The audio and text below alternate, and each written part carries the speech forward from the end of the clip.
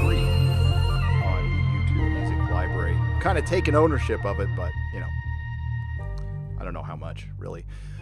It's been a crazy week. I think we say that every week now. I think that can probably be the new norm that we're talking about. We do actually have some good news today. We have some good news today, right there. Right there. What you see right there. And we're going to get to that in just a second. But I wanted to start out with a little gratitude as people come in, and we'll announce as many of you as we can. But I have to show my proper respects. This channel hit a major, major milestone over the last week, a few days ago. Hit 250,000 subscribers. I never thought I'd hit 1,000, and I was good when I did. I never thought we'd hit 10,000, and I was good when we did, and it just went nuts after that. Honestly, I don't know why, because what I was doing, 4 or 5 years ago, I've improved over time, but it wasn't much different.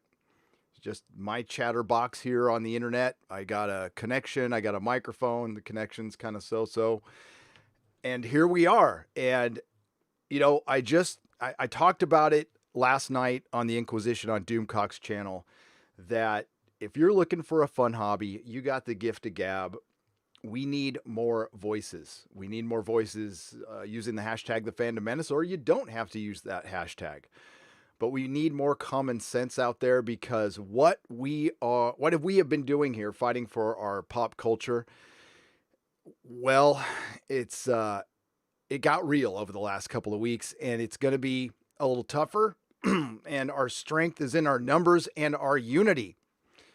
And anything that centers around unity and trying to center things, I think would be a good cause, something to get behind. Even if you just want to, you can talk about whatever you want. But later in the live stream, I'll go into like what led me here and the thought process. And it wasn't supposed to be this. This is not what I planned. Life never happens that way, but you accept what happens, and I am grateful for it. I am absolutely grateful, and I'm kind of speechless at it's still surreal, and it's because of you guys. I would not be here without you guys, and words cannot express my gratitude. So I will simply say thank you all. Thank you to everyone who's given a thumbs up, a thumbs down, a salty comment, a good comment, constructive criticism, who's had my back. Everybody, I've had co-hosts come and go, and that's part of life as well, but I have them to thank. That's how we got started. My friend John Reed had a vision for this channel, and I as a matter of fact, his vision for this channel was something I didn't expect would happen, and I was doubtful at first, but I was willing to go full bore, and I did. Sometimes this is why this is a solo operation. When I go full bore, when I get into something, I get into something. I research it. I obsess over it. I dream about it. It's everything I think about. So I put a lot of work into this, and thankfully, some people liked what I did. So that's brilliant. Let's bring some, let's introduce some folks here. Let's get to the right one. All right. And again, thanks everyone. Friday Night Tights. That was a hell of a show. And there will be a super chat square up. There were some super chats we missed. So that'll be in the next, I'll probably do it tomorrow after Bags and Boards with Az. I just got my supplies in right before the show started. We're going to be doing that tomorrow at 10 a.m. Pacific time. But last Friday night was, that was an epic show. 8 hours, 18 minutes, and 23 seconds. It's the longest live stream I've ever done. I was wiped out the next day, but the guys did great. Odin Comics, Ryan Cannell came in. Our special guest, Cameron Paja, was brilliant. Jeremy, things could not have gone better for him this week, and I'm so proud of my boy. They've been trying to cancel Jeremy. They've been throwing dirt on his grave, and he just sticks around. He's like a cockroach, but he's our cockroach. And we love Jeremy. And of course, there's Az. What do we say about Az except toot your little clown horn? So who do we have here today? Let's see. We got Matthew Matson as Wrench, Joe Kitchell. We have Bill Whitaker. We have the Kingslayer. Well, welcome, Kingslayer. Welcome, Jamie Lannister. We have 200 Watt Studio. We have Thundercats Ho, Shane Phelps, Keaton.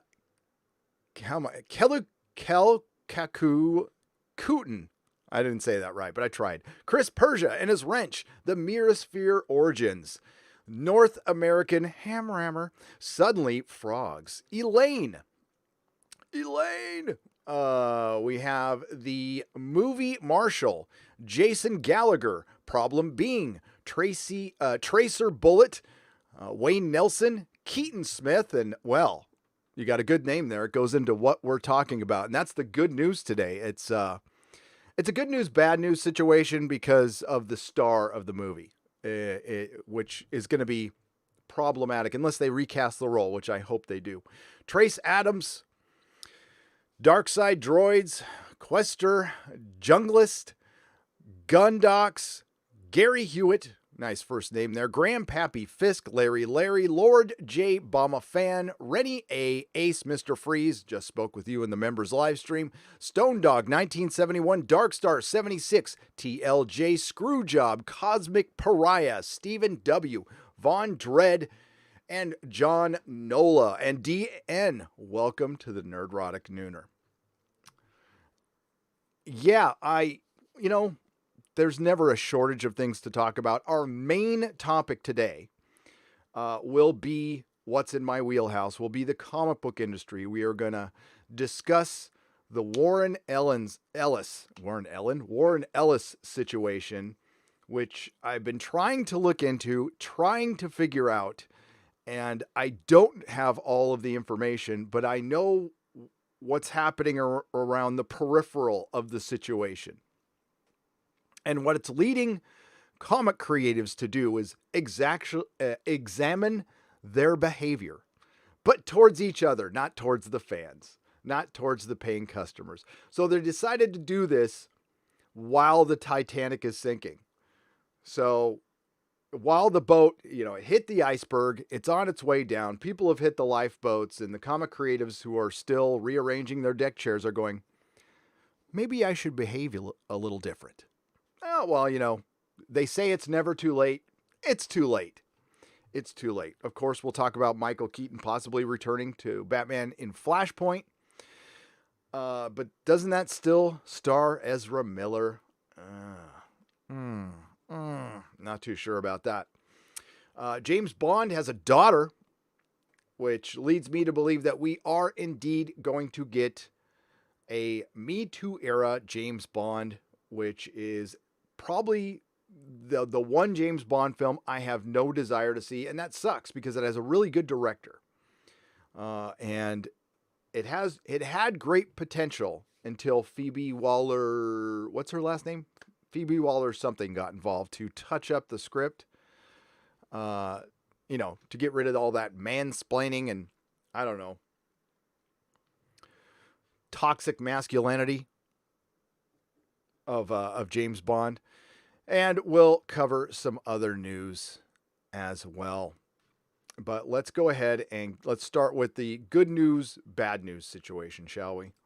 And I hope it's all good news. If they recast Ezra Miller and they do a Flashpoint movie, I am on board. I am ready to go. So, rumor, Michael Keaton to play Batman in the Flash movie. And he isn't the only one either.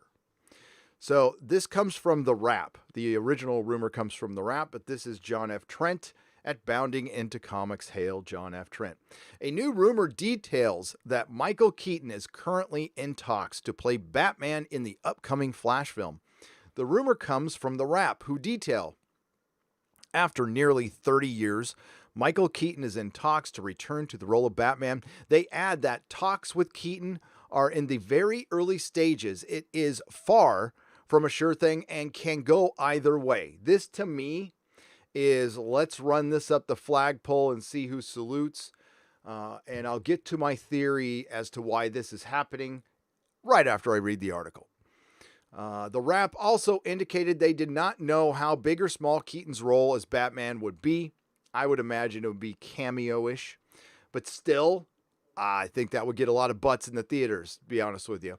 While they don't have lots of details on Keaton's role in Batman, they did provide some information on the actual Flash film. The Wrap's Humberto Gonzalez explains the film will introduce general audiences to the idea of the multiverse, one of the core concepts underpinning DC Comics. And I think it's also one of the best things about it, and it can be one of the worst things about it. The Flash film has been turbulent, to say the least, going through several directors before landing on IT director Andy Muschietti. Muschietti explained back in January that the film will be adapting the Flashpoint storyline, which, it sold a lot of books. It did. However, he explained it would be a different version of Flashpoint than you're expecting. Muschietti's sister, Barbara Muschietti, would provide further details, explaining they had begun working on the film back in April. DC Movie News says Barbara Muschietti, who was producing The Flash, and Andy Muschietti's sister confirmed via Instagram that they have already started working on the film. I don't want to read that. As far as rumors, they range from Joe Manganiello, I've never been able to say his last name, who portrayed Deathstroke in Justice League, showing up in the film. He hinted at the possibility in an Instagram post with Aquaman's Jason Momoa using the Flashpoint hashtag. However, he would later remove the hashtag from the post. Oh, Anthrax. There we go.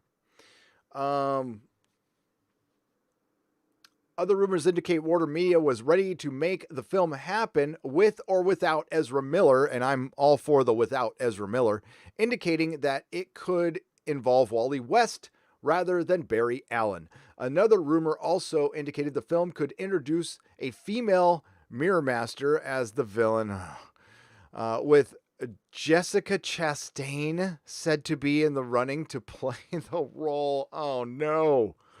The most recent rumor indicated that Jeffrey Dean Morgan was also circling the film to potentially reprise his role as Thomas Wayne from Justice League.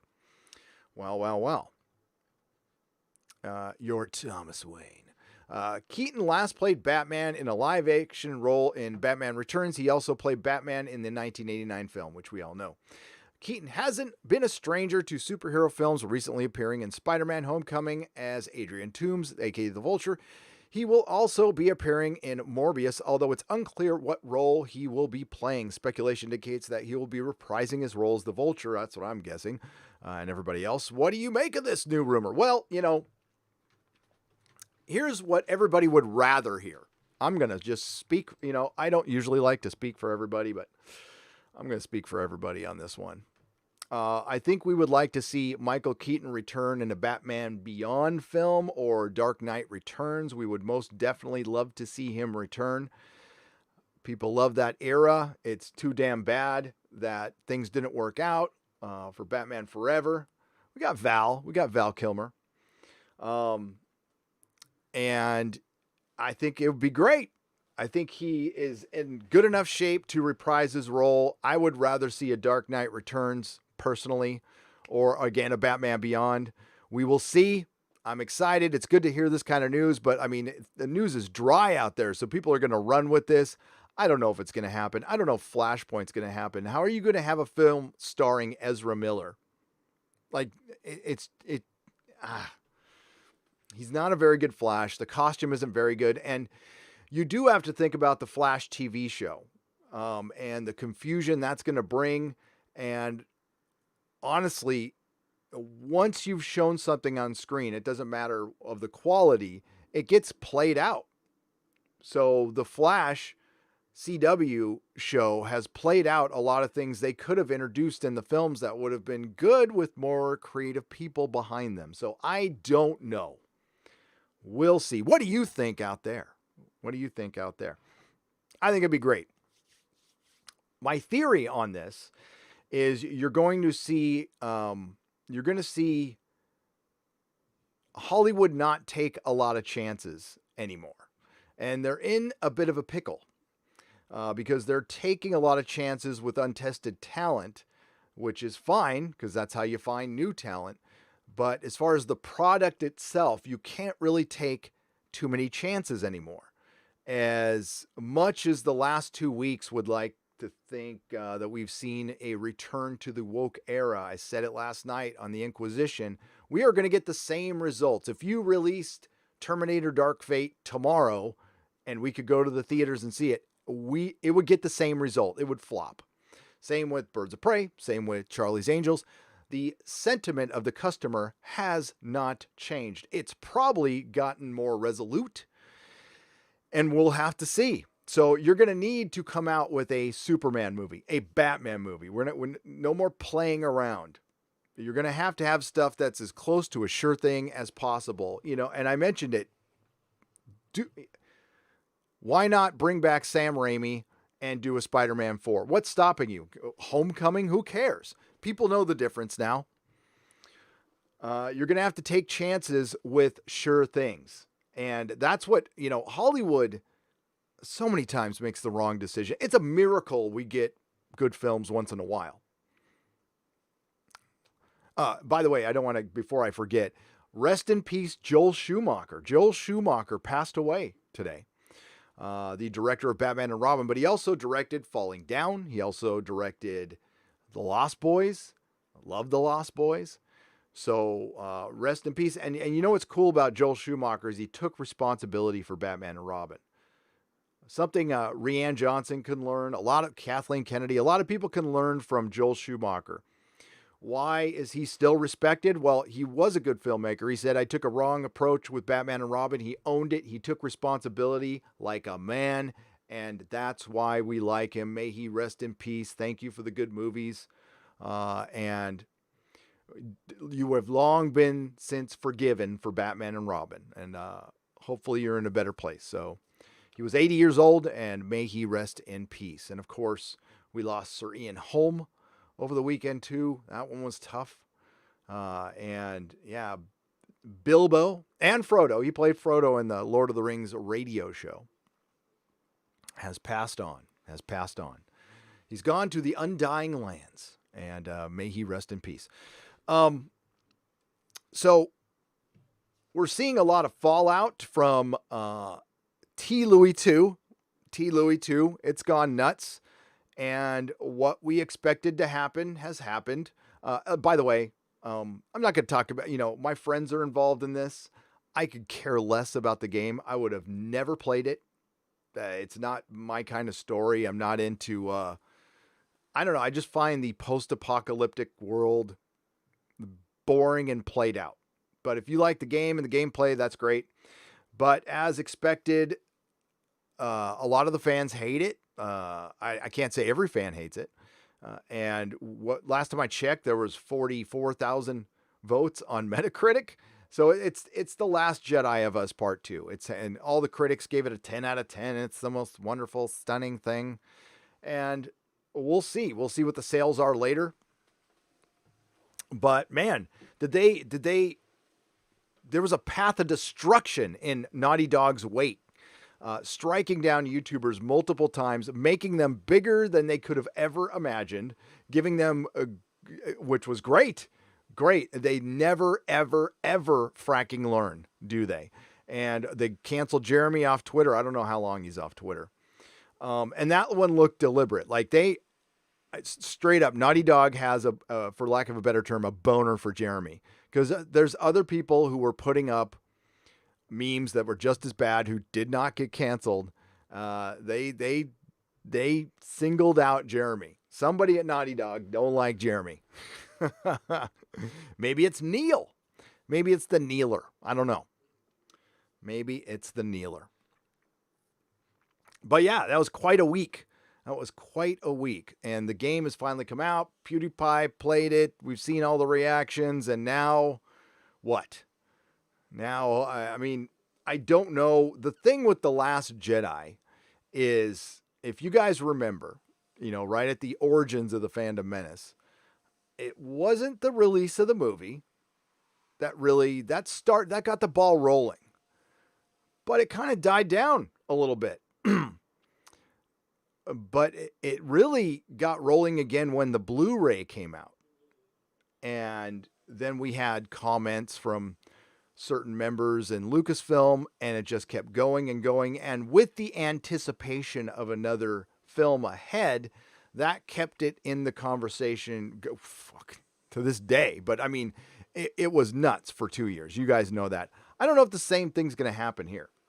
I don't know. I think, once the game is done and it's played out, it's like, are we going to get a Last of Us 3? If we do, let me put it this way. I'll be, 56 or 7 when it comes out? It's like, I don't care.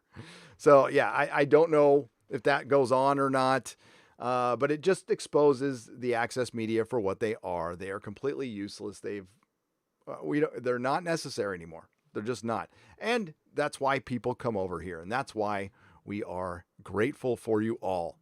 And,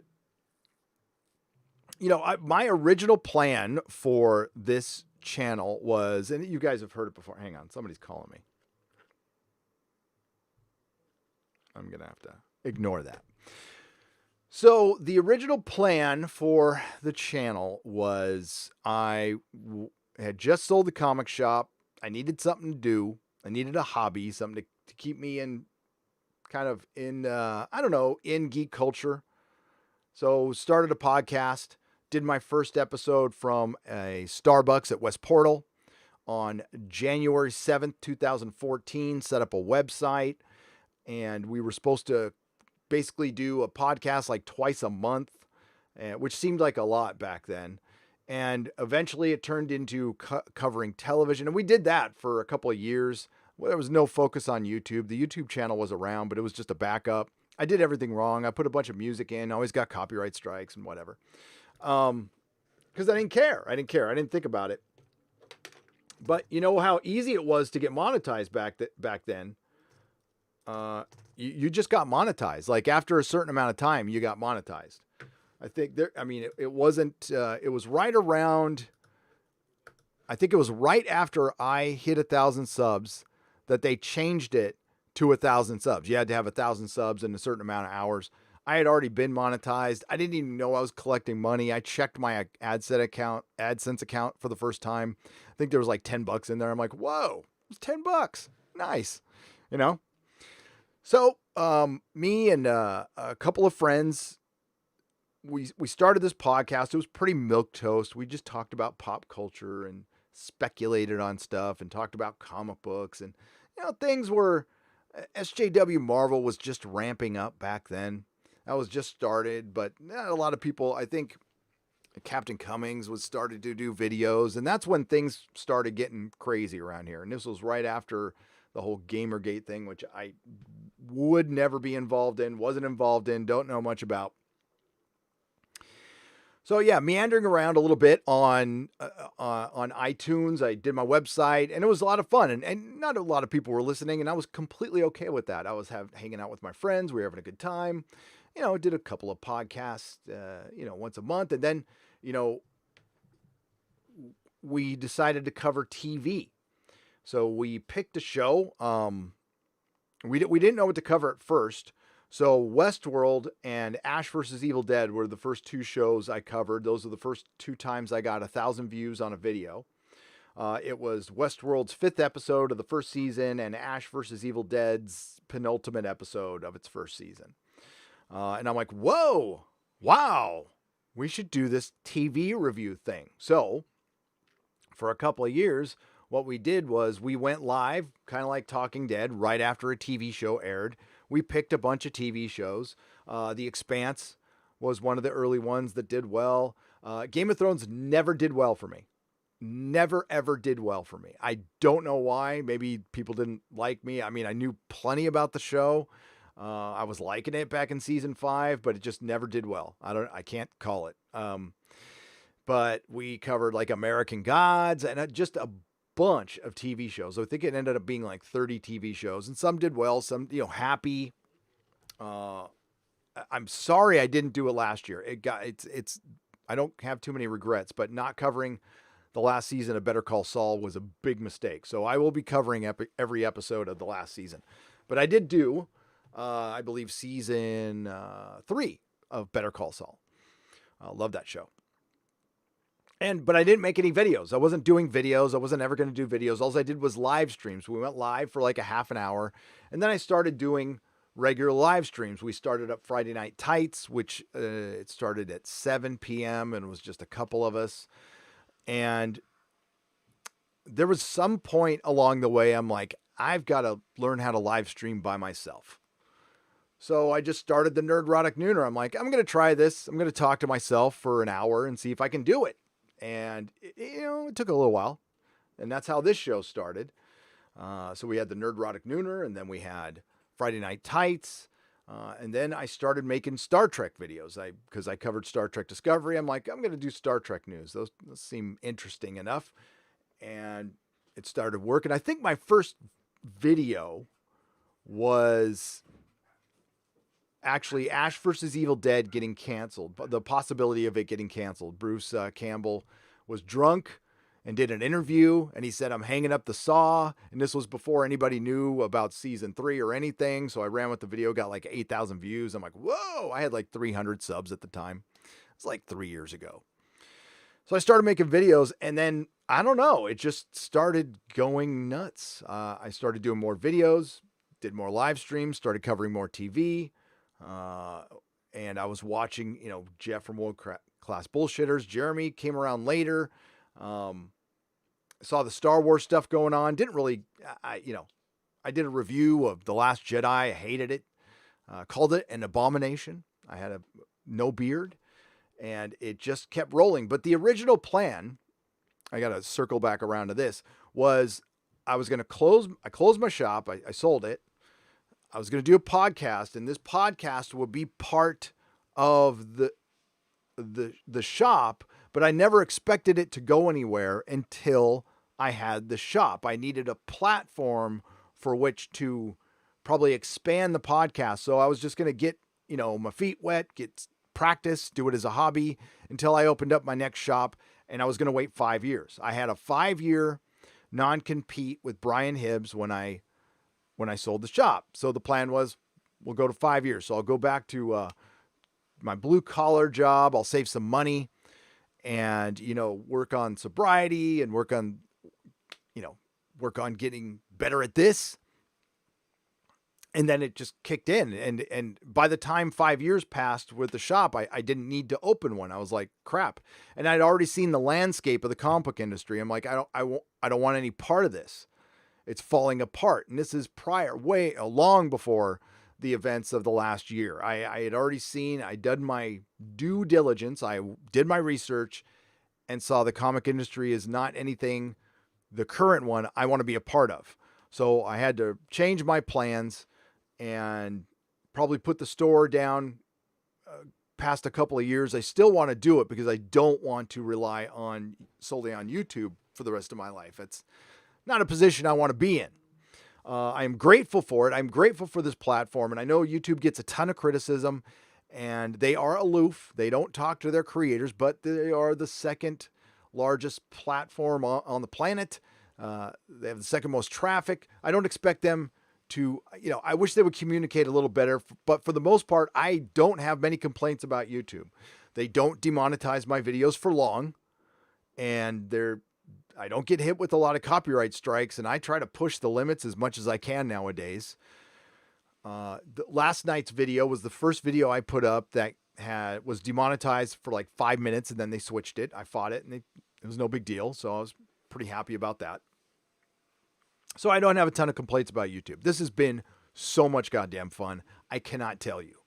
And it's been a blast. So I took it seriously. I'll dial back. My friend John Reed, he didn't stick with the channel, and I'll tell you why he didn't stick with the channel. We're still friends to this day. I haven't talked to him very much, but I wanted he and I to do this, and he had pretty much an opposite opinion on me on everything. And I'm like, that's good. We'll have him and I disagreeing, and we've been friends, so we don't like argue or anything about it. But, and that's what we started out doing. And he's in my Last Jedi review.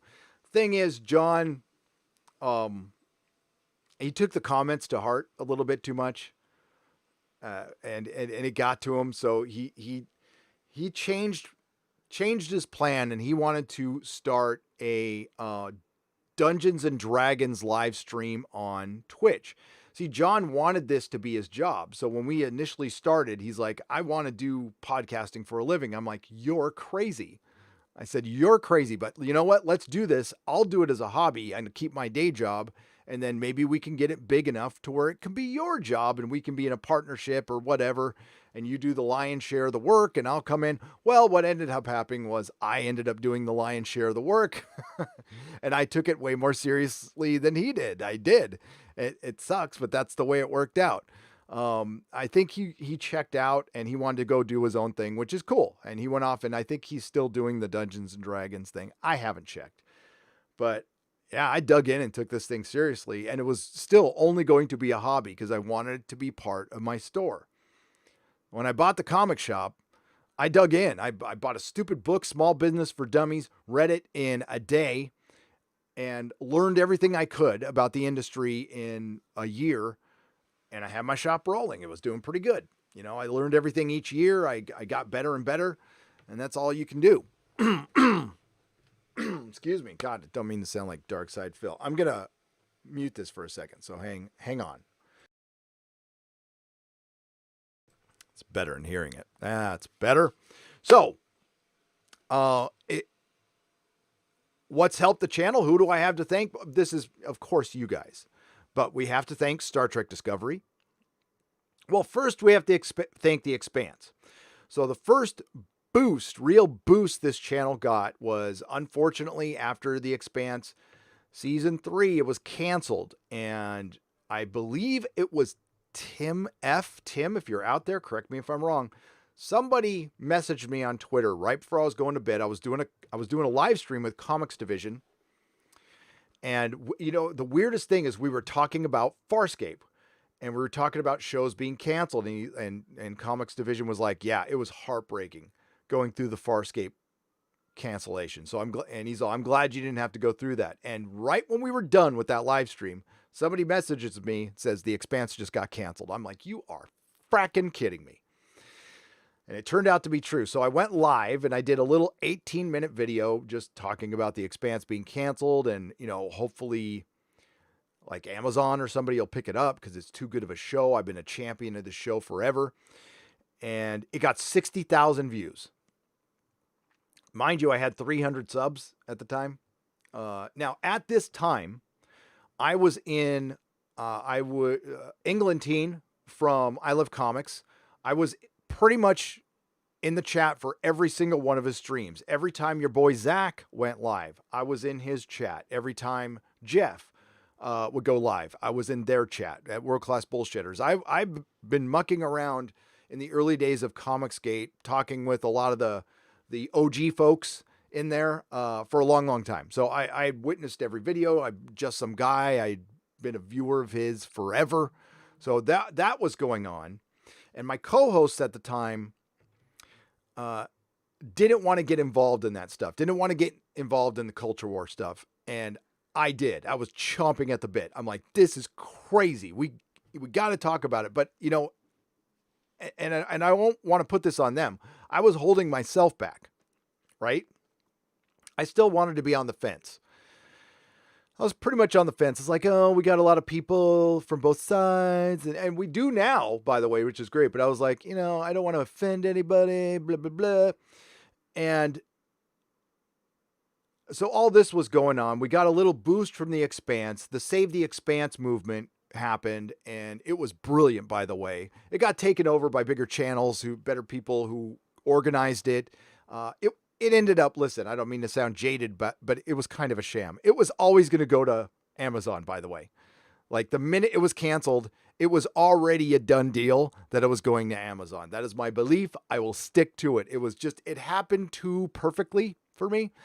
But seeing the fans come together, seeing a positive fan movement was oh so nice, because it was probably one of the last positive fan things I will have witnessed till this very day. Now, until the Phantom Menace formed.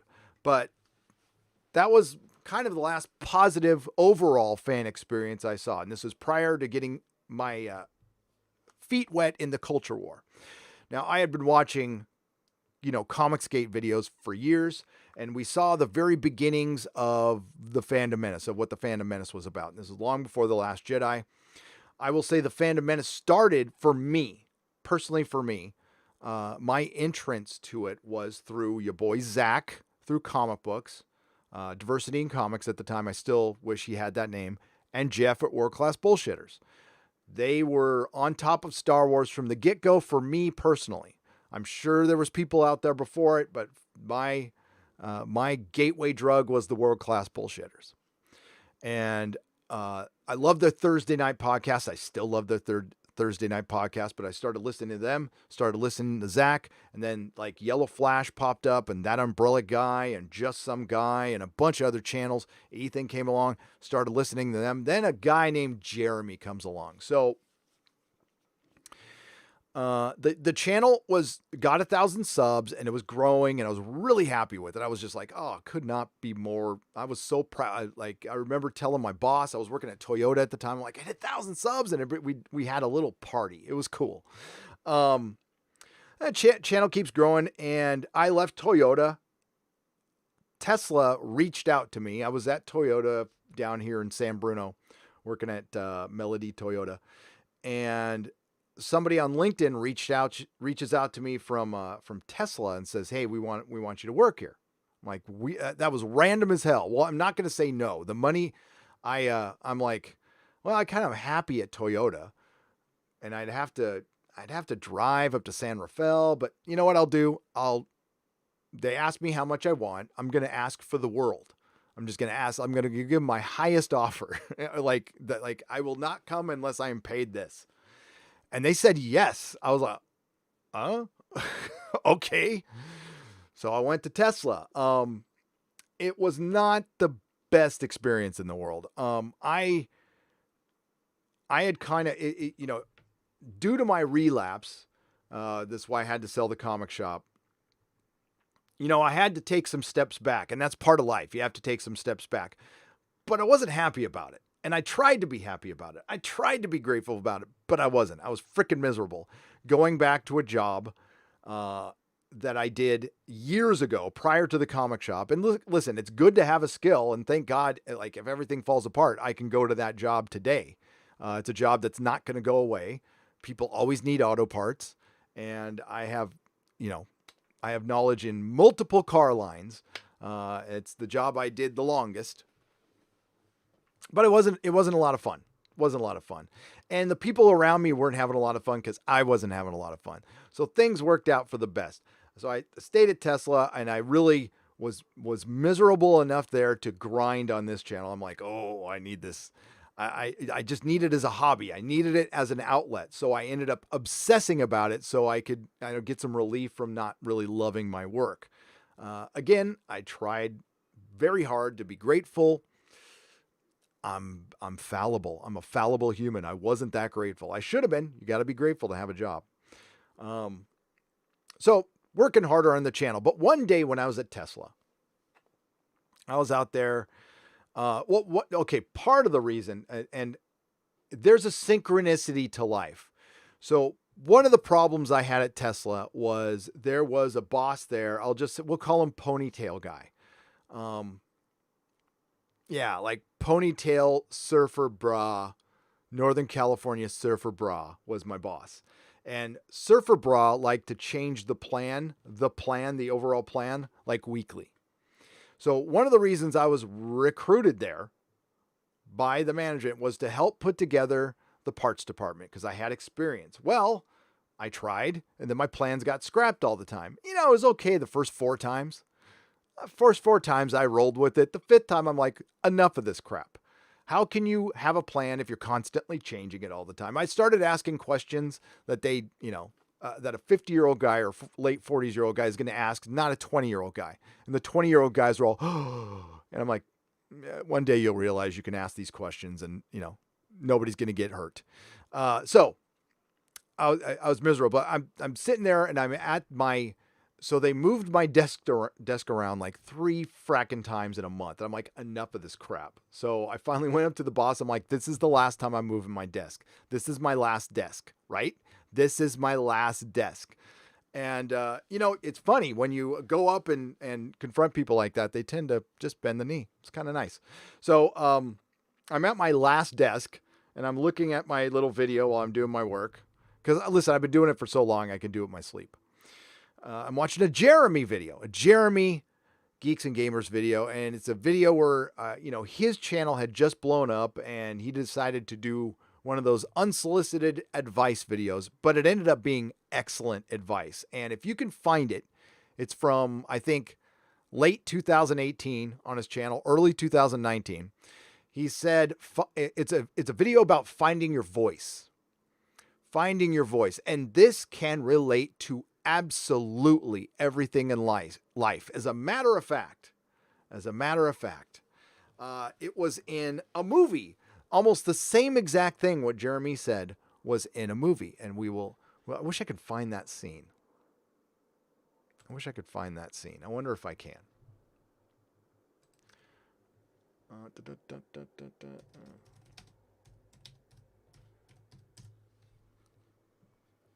Yeah, it was from... Yeah, I'm not going to find the scene. So it was from A Star is Born. Okay, the fourth remake with Lady Gaga, which I actually like the movie. Okay, sue me, I like the movie. But there's a scene where Rocket Raccoon is talking to Lady Gaga, and she's about to perform for her first time, and he says the exact same thing Jeremy says. He says, and I'm paraphrasing, you're basically gonna want to go out there and tell people what they want to hear. That's not your voice. And people are gonna tell you what they want to hear from you. What you need to do in life, in entertainment, on this channel, and everything is find your voice. Lose any kind of barriers. And I applied to what Jeremy said. Jeremy just said, I got off the fence. I finally got off the fence. I realized Star Wars sucked. And Jeremy went through a process, like a lot of you did. At first he thought, the Last Jedi was fine. And I'll tell you, that's a process I went with. It's the Fury Road. When I watched Fury Road, freaking loved it. Thought it was one of the greatest movies I've ever seen.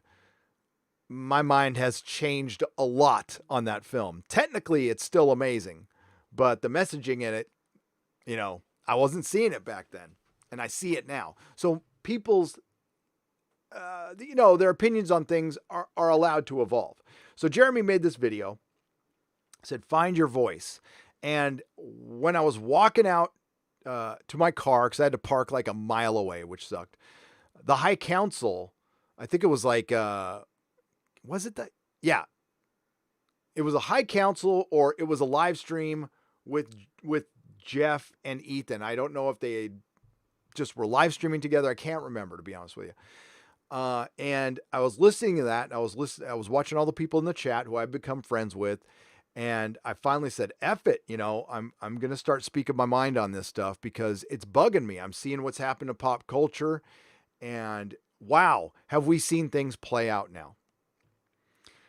And we tried to keep it in pop culture for so long, the divisiveness and all of the, just the propaganda, the excluding of trying to exclude a large portion of the audience, dehumanize a large portion of the audience. Now we're seeing people are getting canceled daily, every couple hours. I haven't checked Twitter. I'm sure somebody's been canceled today. And we're going to certainly talk about Warren Ellis and why I think he shouldn't have been canceled, but he's being canceled. And so are other people. Some people deserve it, like Cameron Stewart probably does. And we'll talk about him too. But long story short, Jeremy's video inspired me to find my voice.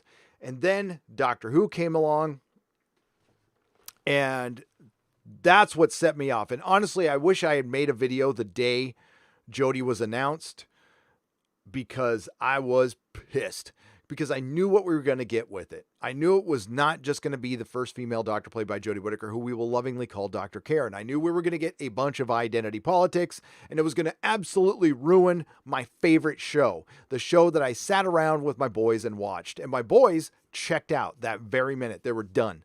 They haven't watched a minute of it since. And that sucks. That was like one of our rare, dad and son's time. And you mourn the loss of that, because you don't have that forever. They're not little forever. My God, my kids are not little.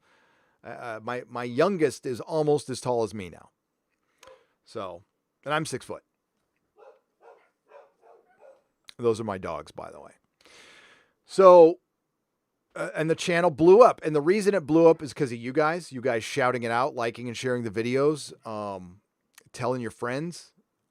And it grew organically. I'm very proud of how this channel grew. There's different ways to grow your channel, and you can take whatever approach you want. There's about 3 or 4 formulas I would start with. If you want to start a channel, absolutely start live streaming. Start live streaming, maybe cover do what I did. Cover some TV shows live afterwards. Maybe then you got to start making videos, but you got to get good at it. And it doesn't work for everyone, but I love how this channel grew organically. No gimmicks. I was lucky to hit a couple of waves.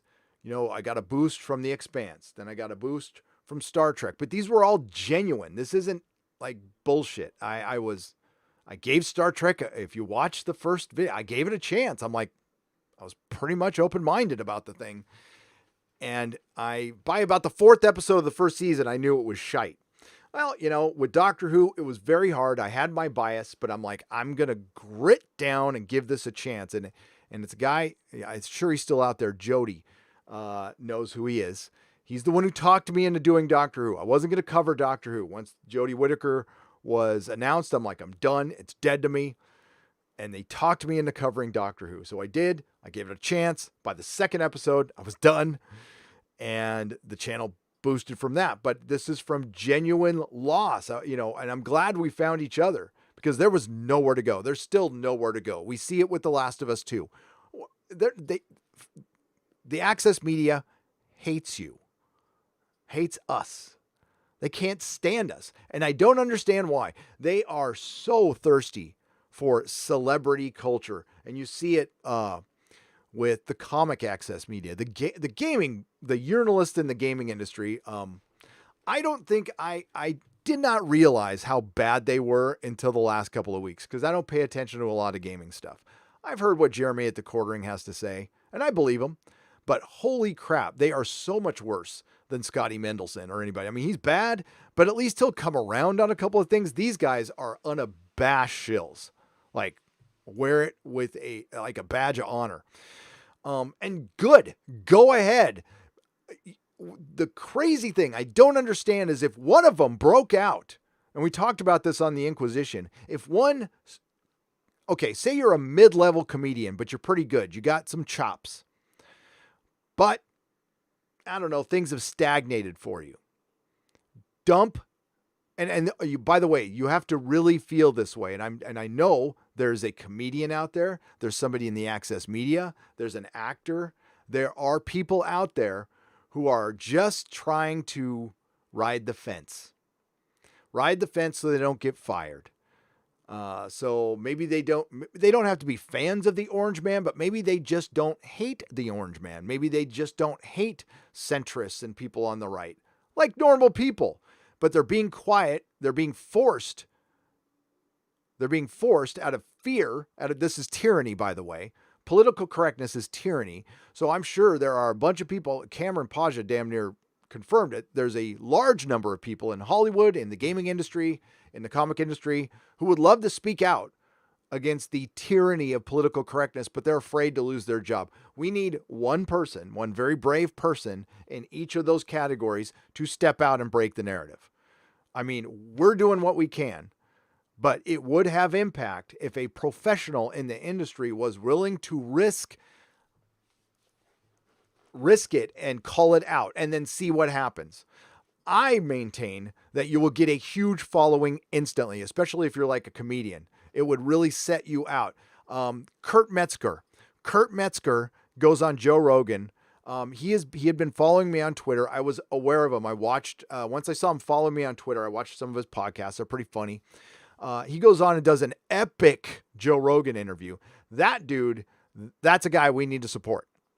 That is a guy we need to support. And I told him, like, he's touring. I'm at his show. I'm at every show that guy is at within 30 miles of my city. I'm buying his freaking merch. I'm going to shout him out because I genuinely think he's funny and he's not full of shit. And he's seeing this and he's got a very interesting insight on it. So hopefully I get to talk to him soon, but definitely follow Kurt Metzger on Twitter.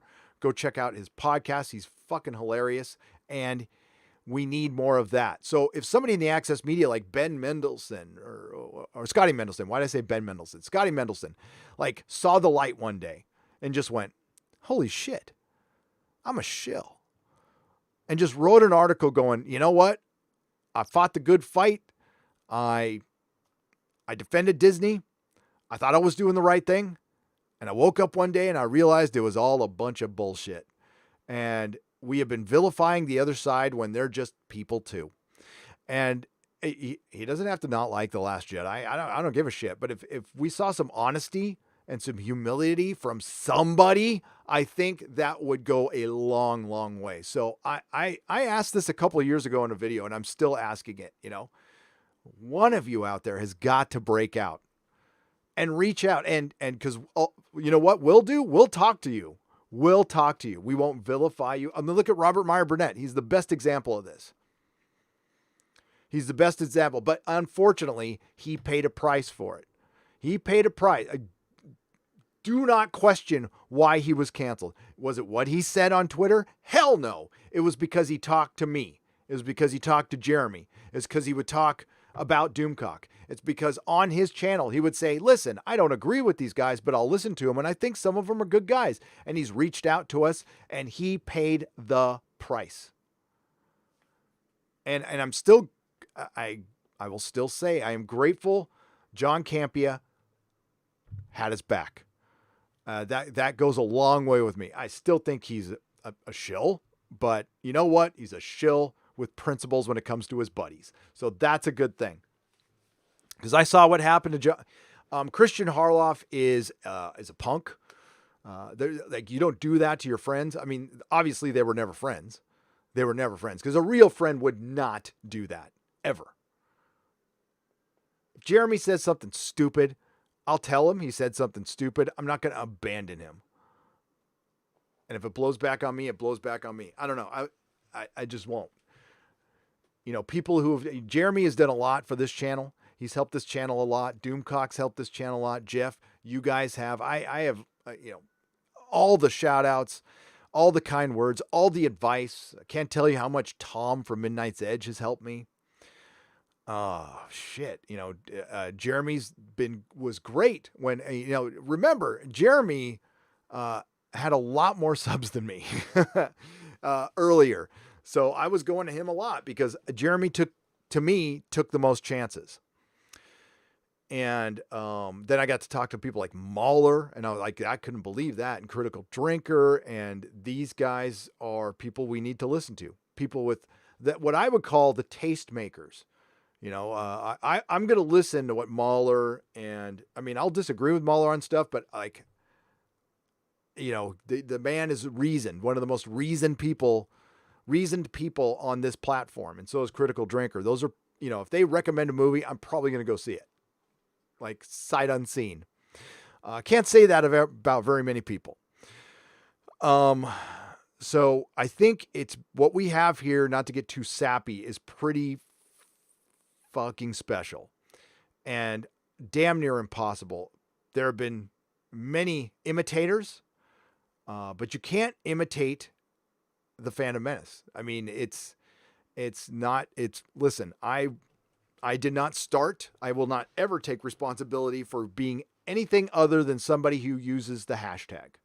It was started just through my eyes by Jeff and Ethan and Jeremy.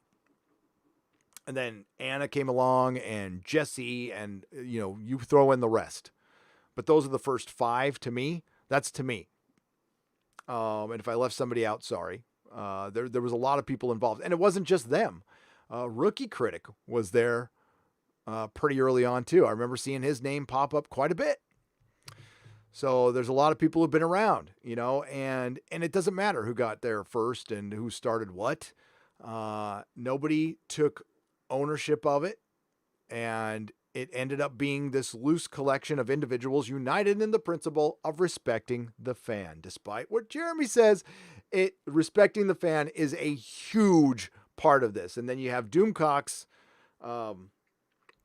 great without respect we reject hashtag, and that plays into that too. But it's different things to different people. Like like Lethal Lightning's here. I don't think he even claims Phantom Menace, but he kind of is, whether he likes it or not. And he's got a different take than a lot of other people, but you know what? He's always welcome here.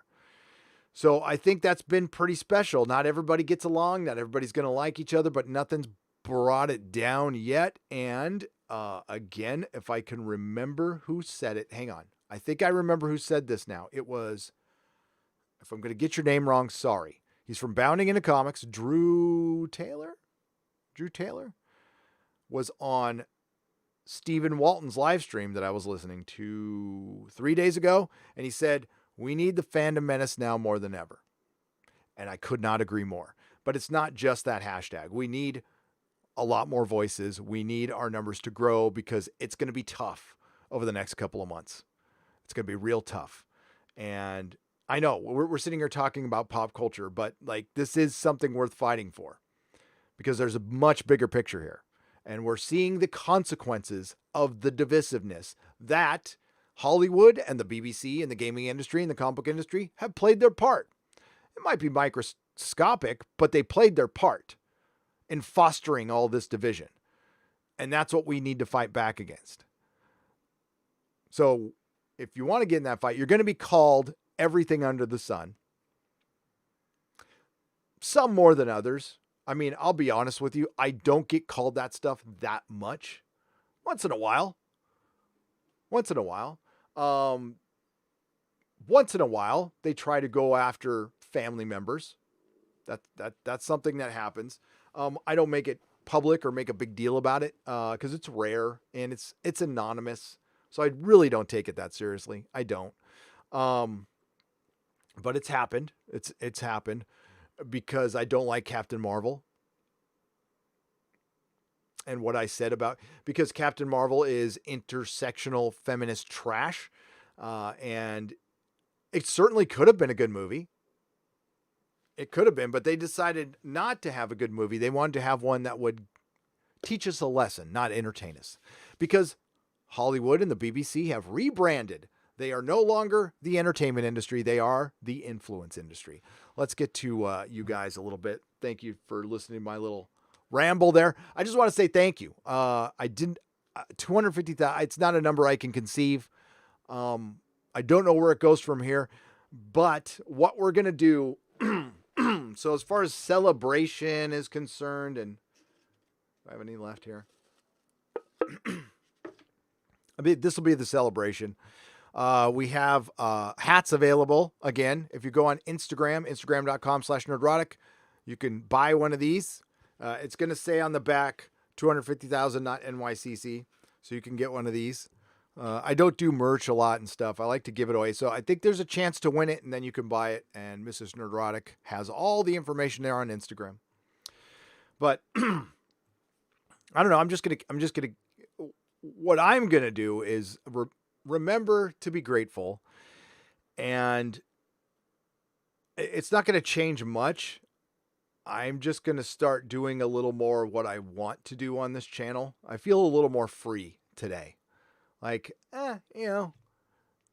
what's the next milestone? 500,000? Oh, whatever. So I have, the fire has been lit under my ass again for Star Trek Picard. It has been I'm not going to say tough. I lose interest. I get through. I've gotten to the point where the video is 3/4 of the way done, and I shit can it. Doing my Star Trek Picard review, I'm just going to get it done. I needed a fire lit under my ass though, and I got an email which I will share in the review that just takes me to task. We'll just say, and it inspired me. It did, and that's all it took. So that was great. That was great. I needed a little kick in the butt. I needed somebody calling me a Yahtzee and a sexist pig. I was called a sexist pig. Well, all right. Let's destroy Star Trek Picard. And we'll go from there. So what do we got here? Dang it. Sorry about that. Hang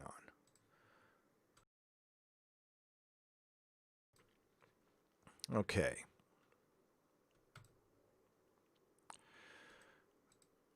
And then we're gonna do some super chats, and we're gonna talk about Warren Ellis,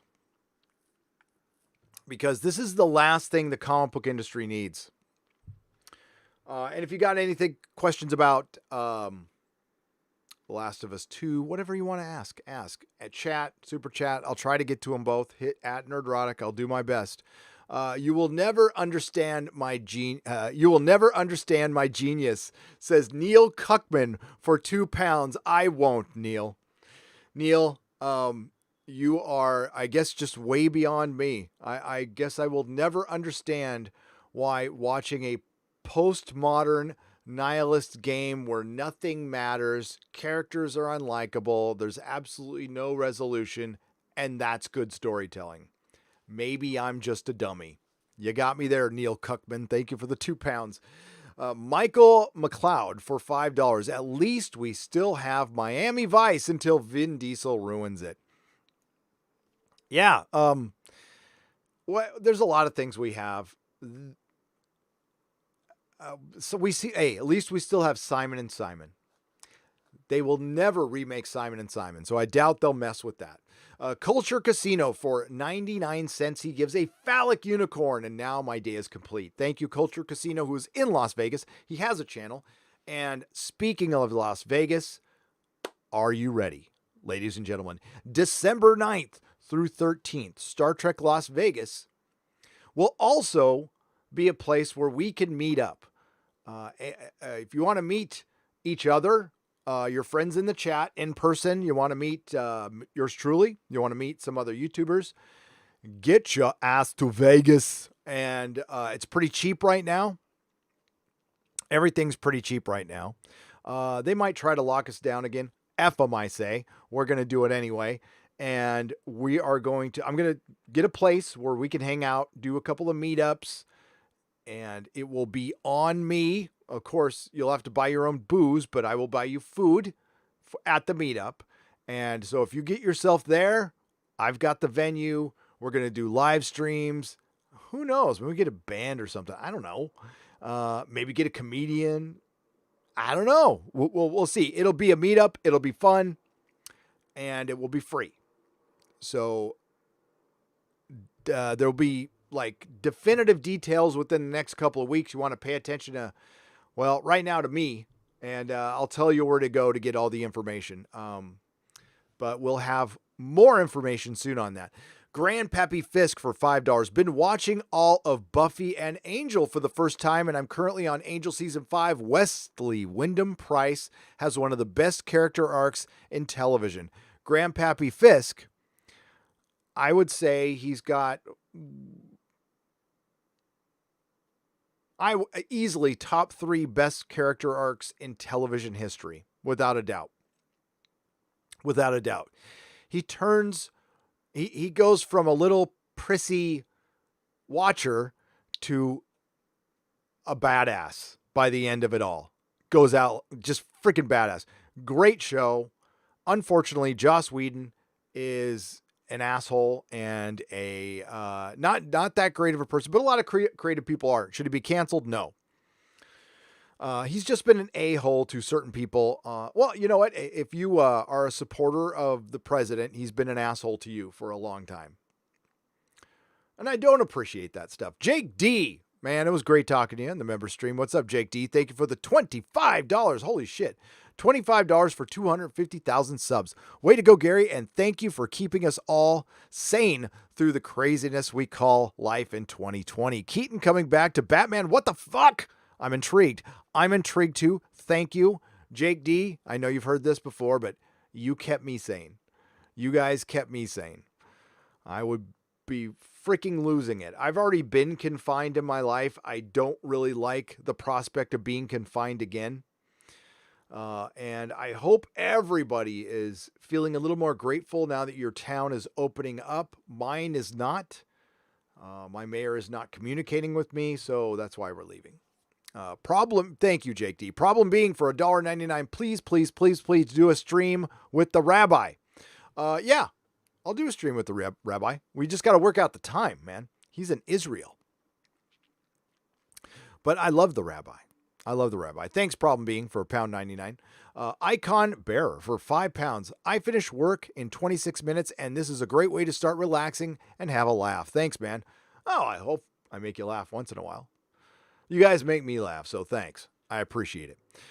Nicholas Horton for $5. I would have preferred Michael Keaton in a live-action Batman Beyond movie. I would too. And I think that's... do not doubt for one moment they run this stuff up the flagpole, and they do pay attention. They pay attention to the live streams. Maybe somebody's watching right now or watching Robert Meyer Burnett's live stream or something just to get to see what the fans are saying. Everybody wants Michael Keaton back as Batman. I don't think there's any question that we want it in a Batman Beyond movie. And I'm telling you right now, you're going to hate who I suggest direct it. Absolutely, positively Zack Snyder. Zack Snyder doing Dark Knight Returns or Batman Beyond. Don't have him do the regular DC stuff. Have him do the Elseworld stuff, and he would be perfect for it. Absolutely perfect for it. Zack Snyder, I love him. I like the guy. With 300, he took that book and put it on film. So, and that's thanks to Robert Rodriguez, who did that with Sin City. And I love both of those films. I love them. Because they're comic books. They're just comic books. Huron the Steadfast for 10 Canadian pesos. Congratulations on hitting 250,000 subs. Thank you very much. And my boy Jeremy hit it too. So congratulations to Geeks and Gamers. He might have passed me by now, which, good. My God, I don't want to be running shit. So hail to Geeks and Gamers for hitting it as well. Scottish Nerd and thank you, Huron. Scottish Nerd for $1.49. I can talk. A phallic unicorn. Thank you. Douglas Fantuzzi for $14.99. Thank you. Do you think that Netflix Daredevil will be brought back with the original characters? Yes, they would be stupid not to do that. Daredevil season 1 and 2 are just simply the best thing Marvel's ever done, in my humble opinion. Captain America Winter Soldier and Guardians of the Galaxy are the two best movies, but if Bullseye has a card to my neck, I say Daredevil season 1 is my favorite thing for Marvel. In the Kevin Feige Disney MCU era. Now, my favorite thing for Marvel, period, is Spider-Man 2. But Daredevil season 1 is a perfect representation of that character. The best villain right there with, David Tennant's the Purple Man. They never call him the Purple Man, though. But Vincent D'Onofrio's Kingpin is the best Marvel villain, hands down. Did you guys hear? Cobra Kai is going to Netflix. It's leaving YouTube. YouTube is getting out of the scripted drama. So Cobra Kai is gone off of YouTube. I just got that news sometime this morning. Let me read it to you. I think that's a good move. I'm glad YouTube is out of scripted dramas, and it goes along with what I said yesterday in the Inquisition. Hopefully you guys watched, and if you didn't, I'll repeat myself. I have no problem. But this comes from my insider, one of my insiders. This isn't inside information. It's on the Hollywood Reporter. Cobra Kai moves to Netflix as YouTube officially out of scripted. The first 2 seasons will join the unaired third of the Karate Kid sequel starring Ralph Macchio and William Zabka on its new platform. Cobra Kai has found its new home. With YouTube now officially out of the scripted space, Netflix has acquired the first 3 seasons of the Karate Kid sequel starring Ralph Macchio, Rob Zabka. I'm looking for a date. I don't care about any of this shit. Blah, blah, blah. We know it got picked up. It's one of the best it doesn't say when. I'm guessing soon because season 3 is done, right? So Cobra Kai, season 1 was damn near perfect. Season 2 was pretty good. I thought season 1 was a masterpiece, though. And I hope they kind of go back to that feeling. So, yeah, Cobra Kai off YouTube. YouTube, get out of the scripted drama. Don't become television. Realize what you are. You're us. You're us.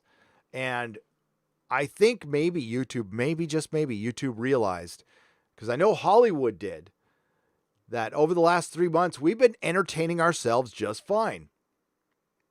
There have been no movies in the movie theaters, and the world is still turning. We're still alive. I know some of you out there are chomping at the bit to go get some overpriced popcorn and go see Tenet, and I am too. But honestly, did you miss it that much? I didn't. Now, I'm an old man. I got kids. Once you have kids, it makes movie going like a little difficult at first. It's much easier now. But it breaks your habit. Now we've all broken the habit. By the way, I have no problem entering a movie theater without a mask. I have no fear of doing that whatsoever. I will wear one probably to make somebody else feel safe so they don't have anxiety and I have some Karen coming and yelling at me and I know it's kind of bending the knee, but like, you know what? I don't want to fight with a Karen. I really don't. So I'll put one on when somebody's close, but I'm going to take it off again. That's just me. But I will respect other people's space. You know, I won't be disrespectful. But that being said, I'm not, other than Tenet, I'm not in a big hurry to get back into a movie theater. I don't care. When I get up in the morning, make a little coffee, and I look for a live stream. Or I watch somebody's video. You guys entertain me more than anybody, and you are effing great at what you do. All of you. You entertain the hell out of me. Whose live stream was I watching? I watch Sparking News Podcast is good live streams. He does Wins a Winner and a Song of Ice and Fire live streams. I watched a bunch of Preston Jacobs yesterday, and his theories are completely off. They're completely wrong, except for a couple. But I love his channel. Yeah. But yeah, no, you guys entertain me just fine. I would love Daredevil needs to come back. I think it will. They'd be stupid to recast Daredevil. It was perfect casting. Everybody was great. I had no problem with it. Season 3 took a step back. Let's be real. Daredevil not being in his costume for an entire season bugged the shit out of me. I don't understand why they did that. And then they put the costume on Bullseye, and it's just, and it doesn't even wear it at the end. I hated that. I hated it. It felt like a giant step back. Now, one of the biggest problems is they got rid of the original writer from season 1, and Drew Goddard is one of the people who put that to compare that to Buffy. Buffy is a Joss Whedon disciple. One of the most talented people in Hollywood who doesn't get enough work because he's a little difficult to work with is Drew Goddard. Look at what that guy's been attached with. He's good. 200-watt studio for $5. Did you hear that the Samsung Blu-ray players have stopped working worldwide and Samsung doesn't know why? What? Wait a minute. Are you serious? I'll have to check. I don't know if I have one. This is a Samsung monitor and I have a Samsung. No, I didn't hear that. That is bizarre, dude. Really? Maybe it was cosmic rays.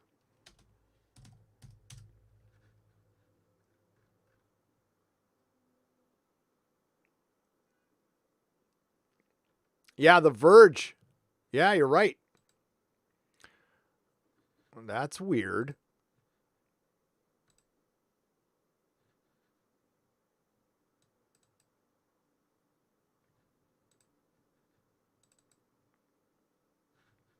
That's very weird.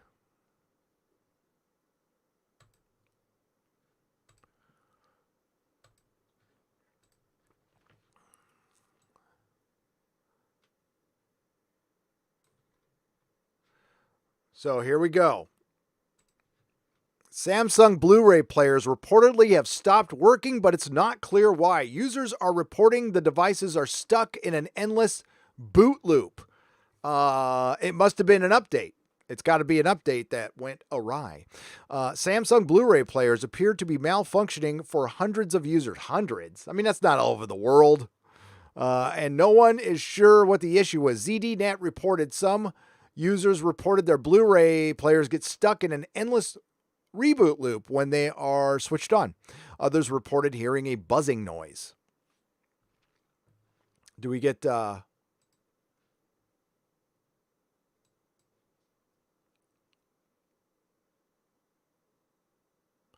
it might help if you puts it back together. Huh? Bummer. That's bizarre. I will admit that's a little bizarre. I think it's aliens. Aliens. Thanks, 200 Watt Studio. I think we're seeing a lot of problems because of skeleton crews. You know what's going to be interesting, folks, is office buildings. What are they going to do with office buildings? Because we're not going to need as many as we thought. So we're going to see a lot of apartment conversions. I think rents might be going down.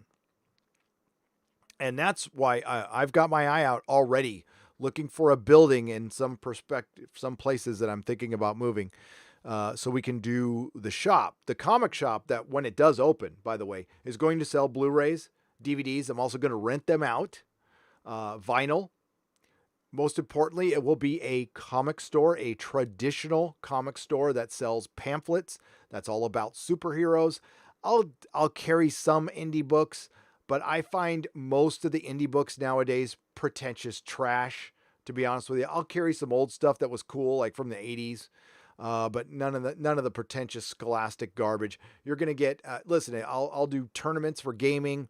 There'll be arcade games in there. You'll be able to get a haircut. Yeah, I got big plans for this place. Now it might be in the middle of nowhere, but there might even be a coffee bar. So we'll see. We'll see. It depends on where I put it, but that's what's gonna happen. And it's gonna be part of this. I mean, the channel's not going anywhere. It's gonna be part of this. It'll be a place where I can go. And I can't wait. I'm kind of really excited about it. I already have plenty of, I could start a store, probably not to fill the place I'm thinking of square footage wise, but I have plenty of stock right now where I could start a store tomorrow.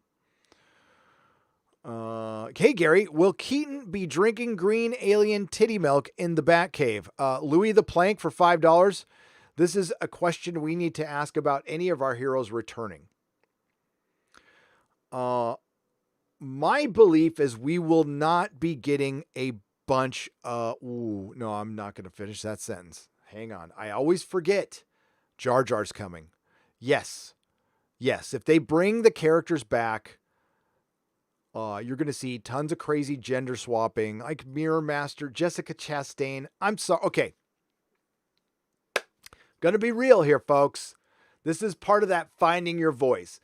I'm going to say something the Access media will not, but most of us comic fans are thinking.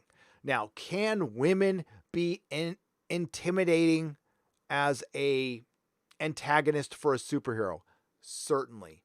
If you power her correctly, if she has the correct powers and she's creepy, and not just creepy, but intimidating and powerful, and you have to show her being actually evil, absolutely sure.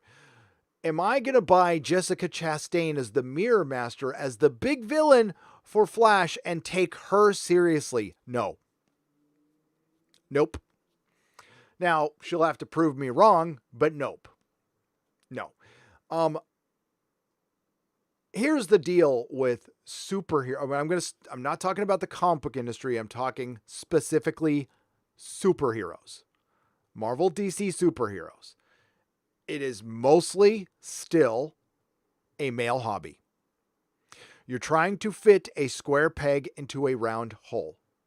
There's plenty of female villains out there, ones you can adapt. You don't need to gender swap ones that are already out there, and ones that do exist don't work necessarily either unless you make them. You have to take the time to make them truly bad, and it might work. a little skinny model, not going to buy it. Go out and find, there's a woman for the role. Go find a big woman. Somebody, don't look for pretty and skinny. That's not what I'm looking for in a villain. And this goes along with casting women in male roles. It's something that started prior to 2016. Jodie Whittaker did a whole article on it that, and it works a couple of times, with Lenny in Legion. That was written for a 50-year-old man, but Aubrey Plaza, who is just an amazing actress, pulled it off. But if you think I'm going to take Jessica Chastain seriously as a villain in a Flash movie, no. Just like I'm not going to take Ezra Miller seriously as the Flash. I'm just not. These aren't the right actors for the roles. You're clowning yourselves thinking this. And if you thought for 1 minute, okay, the Flash, Barry Allen, the Flash, is a white dude. I would prefer being completely accurate to the comic, but no, they won't be. It's not Ezra Miller. Could Ezra Miller, who could Ezra Miller play? That would be a convincing character. Here's what I found. Oh, I'm not asking you, Google. Oh my God, Google asked the question. I'm thinking, oh my God, what's that character's name?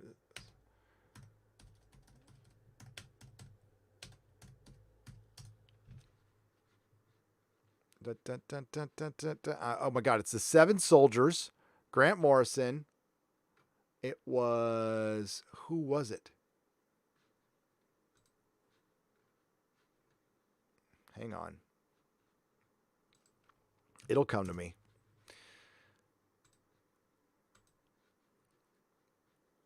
It was, oh crap.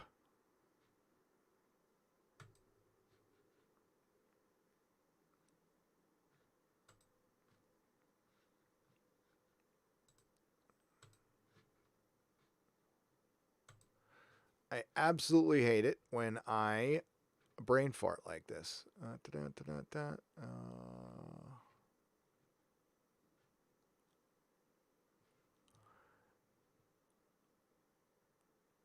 Was it Witch Boy? Yeah. Okay, so here's the guy. I spent way too much time. I get a thought. I just get stuck with it. So hang with me here. Yeah. Clarion. God damn it. I've read these damn books. Like, this is the guy Ezra Miller can play. Right there. There's an Ezra Miller character, not the Flash.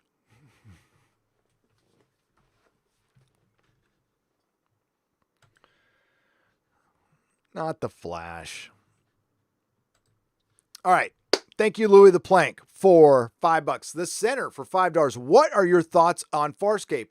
I love Farscape. I admittedly did not take the series seriously when it was out. People were trying to get me into it during the at the comic store, and I saw puppets, and I'm like, that's lame. Puppets are lame. No, I was lame. I freely admit I was lame. So there is a person who used to come to this channel a long time ago. She doesn't anymore because she didn't like the direction the channel took when I found my voice, but her name was Viking Bitch, and she used to frequent Doomcock's channel and yours truly.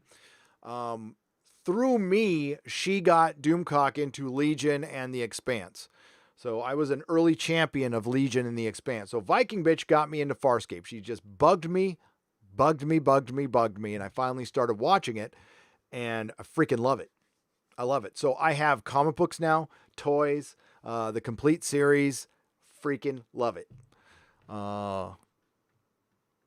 Maybe someday I'll finish my reviews. And a reminder, there were some super chats that were missed on Friday Night Tights. That there will be a square up for that. Okay. Hail Gary, will Keaton be? Oh, I already, dude. 50 years old, man. Shit happens when you're 50, man. It's not pretty. It's not pretty. You get a little more gray hair and you start forgetting shit. Congrats on 250,000, Gary. As I said Friday, so glad I found your channel way back and discovered the others. You are the best one who rules them all, man. Darkstar76, thank you for the $5. I am completely okay just being one of the lads, one of the channels you go to. I appreciate you thinking that. Like Mahler's a better YouTuber than I am. Critical Drinker is a better YouTuber than I am. Red Letter Media is, I don't think they're better than Critical Drinker and Mahler, but I think they're on equal ground. Like those are upper tier YouTubers to me anyway. I'm missing somebody there. Like Razor Fist. Razor Fist fucking awesome.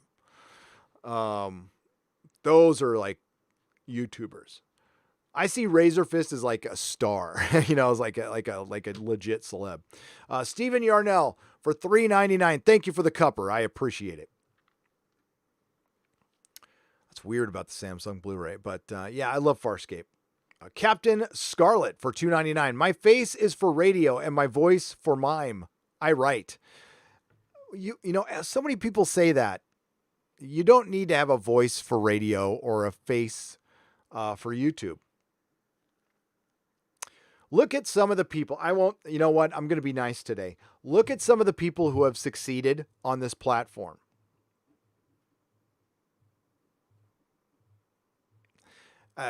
Pretty isn't like a fact. I mean, it helps. Okay. Let's be real. If you're like a pretty girl, that will help you in the beginning, but your content has to keep them in. Pretty only works for so long. Then you have to actually make some content that's interesting. So as much, and like I'm not counting thoughts, but there are some streamers out there who got some people in on their pretty, but then kept them with their content. Okay. Nobody's accusing me of being pretty. I'm not pretty. So it's a content thing. So it doesn't matter. You don't even have to show yourself. If you don't want, you could be anonymous. And sometimes you have to be. I was just an idiot and never thought anything of it. So I gave everybody my first and last name. I'm sure people can find out or have found out where I live, whatever. I mean, I can't do much about it now. Can't unmake the soup. But then there's people like that umbrella guy who try to be anonymous, and people like go out and try to find, you know, who he is and dox him just because he doesn't like some comic books. They've tried that with Yellow Flash. You know, yeah. The reason we call Richard Meyer your boy Zach is because somebody doxed him as a guy named Zach back in the day, which is hilarious. Yeah, I wouldn't recommend running with your first and last name. I try not to mention my kids' names too much. You probably all know them, though. I mean, you guys are awesome, but you never know who's out there. I do not let my kid show his face on... my youngest one, his face on the internet, not till he's 18. That's the one thing I'm strict about. Again, you can go look and find him some places, but I really try to keep that off as much as I can. I want to keep him out of it. I've already seen some nasty comments made towards my kid, and I don't want him to see him. I'm sure he will someday, but he can handle it. It's a Trap Productions for $20 says, would love to chat with you sometime on a live stream or Twitter DMs and get some guidance on how to make my independent comic as good as it can possibly be. I'm at It's a Trap Productions. Keep up the great work, Gary. You're the real MVP. Thank you for the $20. And yeah, let's excuse me again. Sorry, folks. I don't mean to dark side fill you. I got to remember to mute that. You know what? I think that would be a very good subject for a live stream if you get some of the guys who have succeeded with the Indiegogos and maybe each of them like really do it as a pitch, do a 5-minute pitch on what they do to make a comic book as good as they can. Now, like, honestly, it's just about the work and passion. all you can do is the best you can do.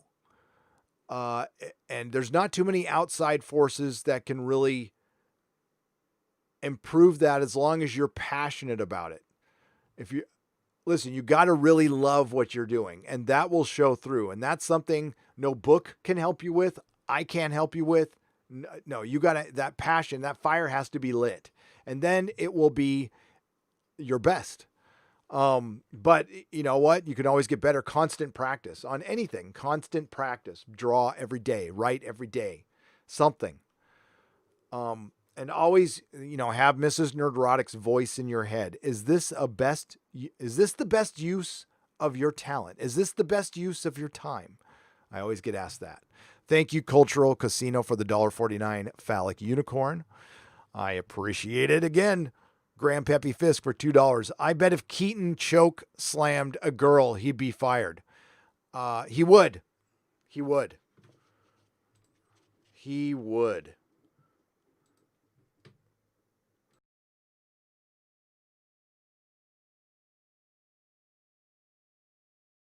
Right. But Ezra Miller won't, and Amber won't, because they are members of the alphabet community and they are protected. That is a fact. Culture Casino for $2. There's no way they can keep Choke Abish as Flash.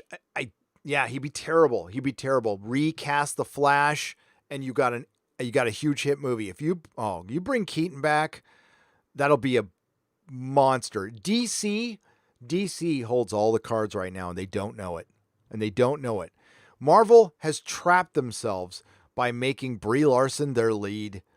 There's Sam Raimi's Doctor Strange, which, dude, I'm there. I'm absolutely there. But what else? I'm not excited about much else. Black Widow will probably be a very good movie. It'll be a very good, serviceable movie that will be forgotten within a couple hours of you walking out of the theater. You know what I mean? That's just how I feel about Black Widow. It won't be. I don't think Black Widow will suck. I don't. I just think it'll be. It's good. And then a couple of years later, you go, remember Black Widow? Yeah, it was all right. You feel like Ant-Man 2. That's how you feel about it. I could be wrong, but I don't think I am on that one. New Ghostbusters film thoughts pushed to next year. Oh, randomized for £1.99. Everything's been pushed to next year. I think that's probably wise. I think everything should take a break at this point. And maybe what Hollywood should do, and a lot of these networks, is dust off your shelves, canceled projects, bring them back, do something.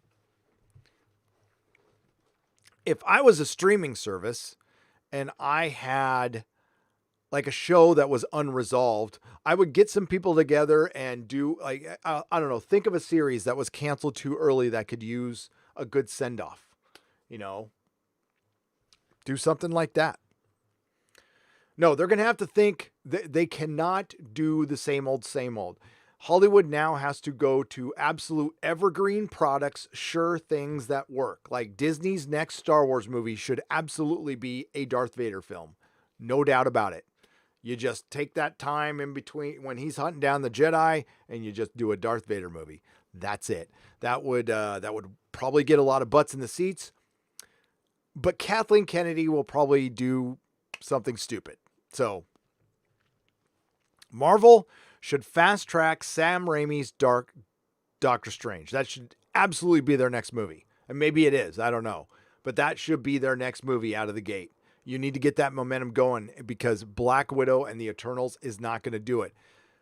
DC brought back the Snyder Cut. That they won so much goodwill with that. And yeah, it was HBO Max was stupid, but listen, DC now, I think really, as far as being talked about, it's much more talked about than Marvel right now. The MCU was not talked about as much as the DCEU. Am I right?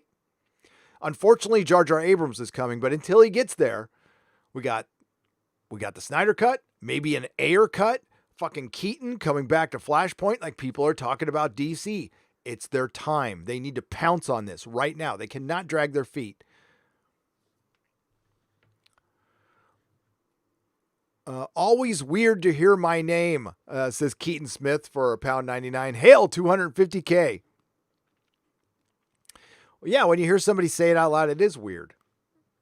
Especially when you're like, what, am I in trouble? That's what I usually when I hear my name, I'm like, oh shit. Route 69 for $5 Australian. Google generates fake news based on what you type. Type any 3-digit number followed by new cases. Really? Really? I mean, I believe you, Route 69. I do. I'll check that. Any three-digit number. Okay, so we'll go 369.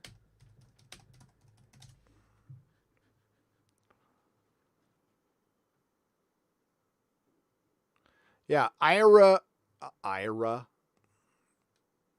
really shouldn't be live streaming. I'm just kidding. Iowa reports 2 additional cases. Okay, yeah. I mean, I don't know if it's fake. I don't believe anything. If you're asking me if I believe anything from the mainstream media and Google, no, I don't. And that's not to be a nihilist or the black pill or whatever the hell you want to call it. No, it is. They've lied to me too much already. I don't believe them. So there is real information out there. You can find it without going through the Squawk Box or mainstream media. There's some good YouTubers who are legit, who you can get some real news from. I think Tim Pool is one of those people. I think he gets a little excited sometimes because he's just barraged with news all day. And you could tell when his anxiety is up. I worry about the guy, but I listen to Tim Pool. I think he's pretty reasonable. I love your takes on modern TV, Star Trek, and other SJW garbage, but I also love The Last of Us 2. I think it's misrepresented by the Phantom Menace. Grats, 250K. Thank you, Mamua7. I'm sorry if I say this wrong. Mumia, 76 for £5. Oh, well, you know what? You can absolutely, I respect your opinion. And I think here's the deal. Here's what I'm not going to speak for Jeremy. I don't think anybody would have a problem with the plot, right? If they hadn't have struck down YouTubers. But I think it's really clear that they took out Joel because Joel represents a white male lead and the patriarchy, and they wanted to do it in that fashion to send a message. And the message was loud and clear. And I don't think it's subtle at all. Now, if it worked for you, cool. I'm hearing it did. But I personally, I wouldn't have liked The Last of Us, the first one. Mumia, I wouldn't have liked the first one because The Walking Dead was okay, but I mean, drab, post-apocalyptic, everybody's terrible to each other, nothing matters, and it's just a character study of how bad people can be to each other. That does not entertain me. I've seen enough of that in my life, like for real. I don't need to see it made up. I believe that's a product of an affluent society where we have to make up strife because I do think it's interwoven to our nature. Agent Smith wasn't wrong in The Matrix. We can't have it too happy. We can't have it too perfect. We need strife in our lives. Culture Casino for $2. Hashtag Me2007 is so woke.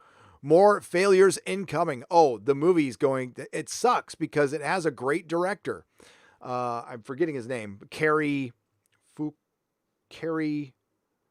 His first name is Carrie. He directed True Detective Season 1. He's a great director, and hopefully he gets better jobs in the future. Uber B-Man for $1.99. Sam Raimi needs to direct Superman. I could not agree more. Sam Raimi needs to direct all the superhero movies. Sam Raimi can direct Batman. He can direct Superman. He can direct Spider-Man. He's that versatile. He can do them all. Sam Raimi can direct like the Swamp Thing and the Man Thing. He can direct Justice League Dark and Justice League, Spider-Man and Superman, Batman. I mean, like, he can direct anything. Ghost Rider, he can direct them all. Ellen Jacobson for $5. Has Patreon been paying you on time? Absolutely love your takes on A Song of Ice and Fire. No. No. There's something going on with the Patreon.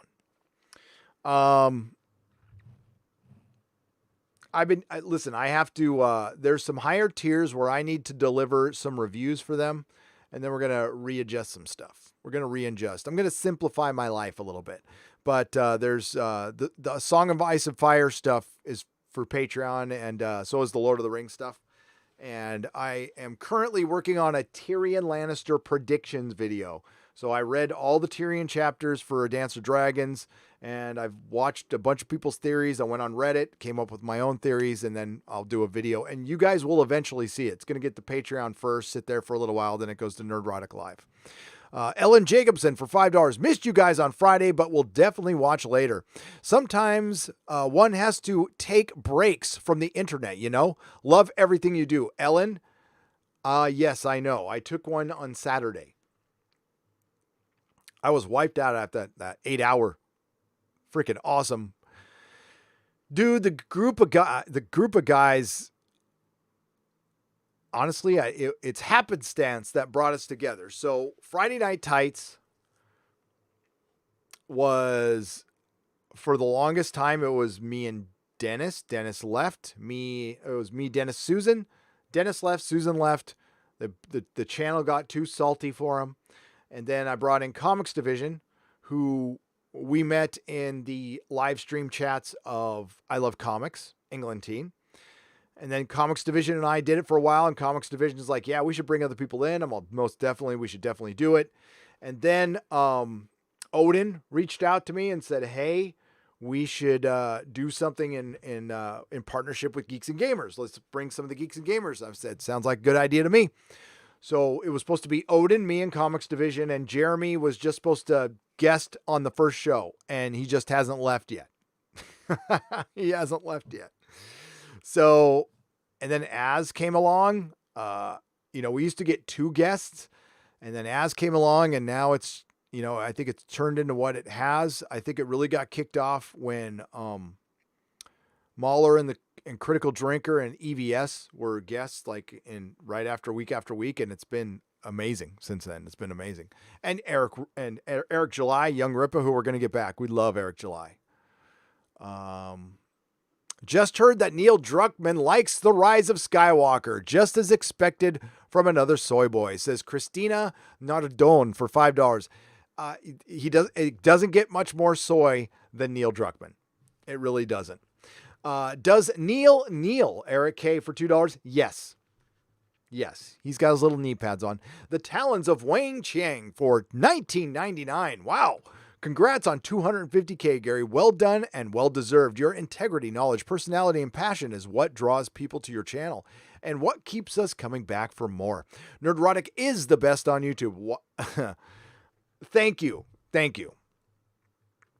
I don't think I'm the best on YouTube. I got a lot of work to do. But the Talons of Wang Chiang, again, your episode will be canceled soon. I do believe there's an action figure out there too. You might want to buy that. But thank you for your support. R.I.P. Doctor Who, my friend. I'm so sorry. JPRPH1 gives a phallic unicorn for 99 cents. Thank you. Thank you, my friend. Paisley Gemini for $14.99. Hail, Gary. I joined the live stream late. I'm just glad you're not talking about The Last of Us 2. Already tired of seeing and hearing about it. I know it has been discussed, but just tired of it. Congrats on 250,000 subscribers. Well, Paisley Gemini, you don't have to worry about it for me, because I will not play the game. I will not be playing the game. I'm more talking about the fallout and how it affected my friends. And I talked about it earlier on in the live stream that I don't really think it, I think prior to its release, it was very much the next Last Jedi. I don't think it will be afterwards. I don't think it will be. But I could be wrong, but no, it's not going to be something I talk about. The only thing I made a video because I mentioned it Friday. I said, I really don't know what to make a video on when it comes to The Last of Us 2. It would have to be something I feel passionate about. So Saturday night, I realized, I'm like, tomorrow's Father's Day. Oh, shit. They released that close to Father's Day on purpose. And it made me think of Game of Thrones, and it made me think of Westworld. And I was pissed. I was pissed when the man in black killed his daughter on Father's Day. And I know people think that's cute. I didn't think it was fucking cute because Hollywood had this mantra against fathers forever. And I've talked about it for a long time on this channel. So I didn't think it was cute. So I pointed it out. Now, are they free to do that? Absolutely. Am I free to point it out? Yes. And that's what I did. And by the way, the video is doing great. So thank you very much.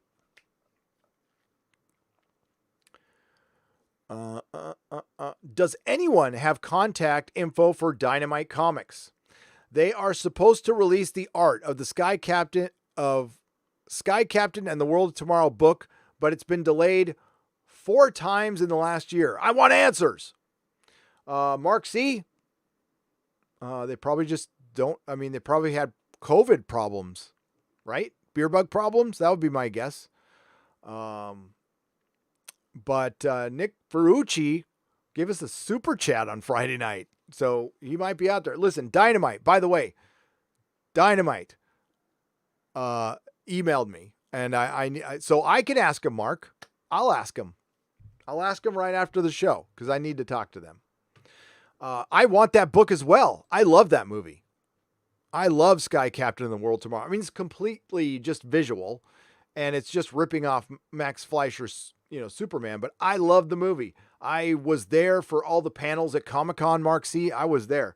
But my guess is printers have been shut down for months, Mark. So I'm thinking they probably have had a problem getting it printed. And my guess is they printed it in Asia.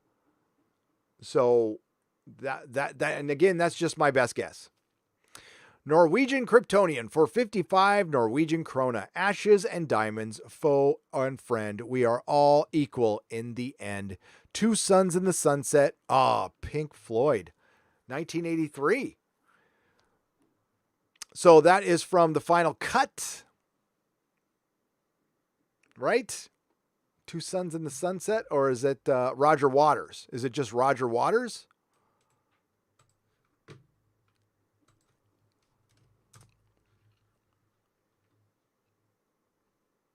Or is it new? When is that?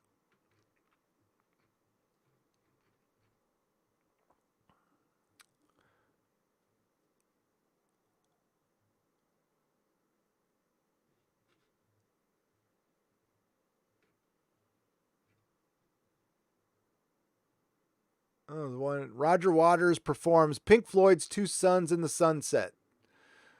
Yeah, he just performed it. I'm going to have to check that out. Awesome. Cultural Casino, born in chats, live in the chats, love all in chat, says Cultural Casino for $2. Excellent. Yes. I've been wanting to I haven't listened to Pink Floyd in a long time. They're a favorite band, but I haven't broken out any Floyd music. I need to get some Floyd vinyl.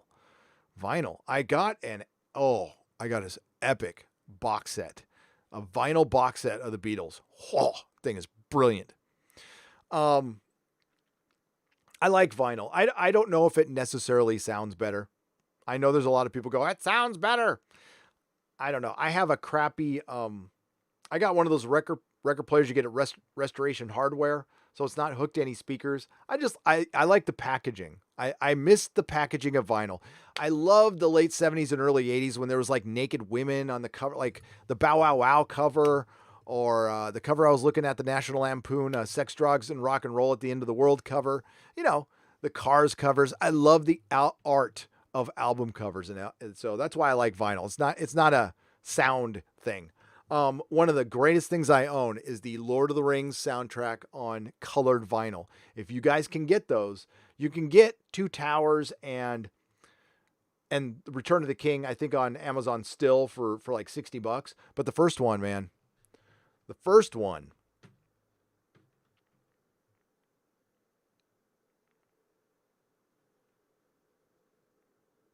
The first one is expensive. No, I didn't know if that. I can't remember if that, I'd say. Listen, the Final Cut is not an album I listen to a lot. I own it, but it's not an album I listen to a lot. I have my Pink Floyd CD box set with the naked woman on it. You know, you see her booty. But yeah, the Final Cut is not my. It's not terrible.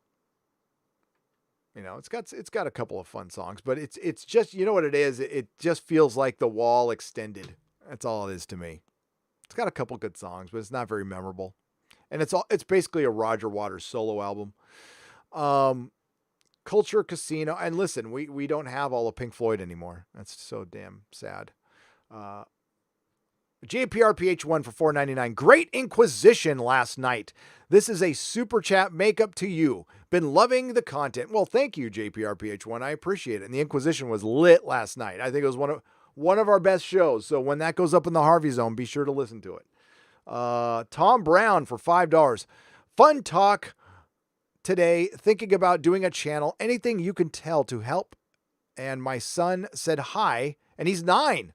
Love Godzilla. Hail. I love Godzilla too, Tom Brown. And hello to little Tom Brown Jr. How you doing? Do a channel. Just do it. Do it. Talk about what you love. Talk about what you know and how you feel. And eventually you have to be consistent. And do not read the comments in the beginning. Don't let them get to you. Don't let them fill your head. Just don't. You know, people in the beginning will be terrible, and it's fine. But eventually you'll get a lot of support. You can build a community through live streaming if you want. I hate that word community. Build a group of friends, we'll say. Build a group of friends. Emperor Billy Ritchie for $1.99. Tesla, nah, you look like a SpaceX guy. Now, I love SpaceX. I do. And I love Elon Musk. I freaking love Elon. So that was the cool thing about working it. But the car company, I think it's just a means to an end for SpaceX. Great stream, Gary, says Lawrence Miller for $2. I appreciate that. Thank you very much. I was looking forward to it today. I did a member stream right before that. I might do that more. It kind of warms me up. When you had less than 10,000 followers, you were inspirational, professional, authentic, and humble. And you still, I was waiting for a but, Orville Nation. You are still the same guy. Thank you and congrats, PJ. Oh, thanks, PJ. Yeah, I hope this shit doesn't go to my head because it's not, I mean, listen, it's a big deal. It's great. It's cool. I am not a big deal. I am a schlub. I am a moron. I am an average intelligence, average everything. But thank you. No, I don't.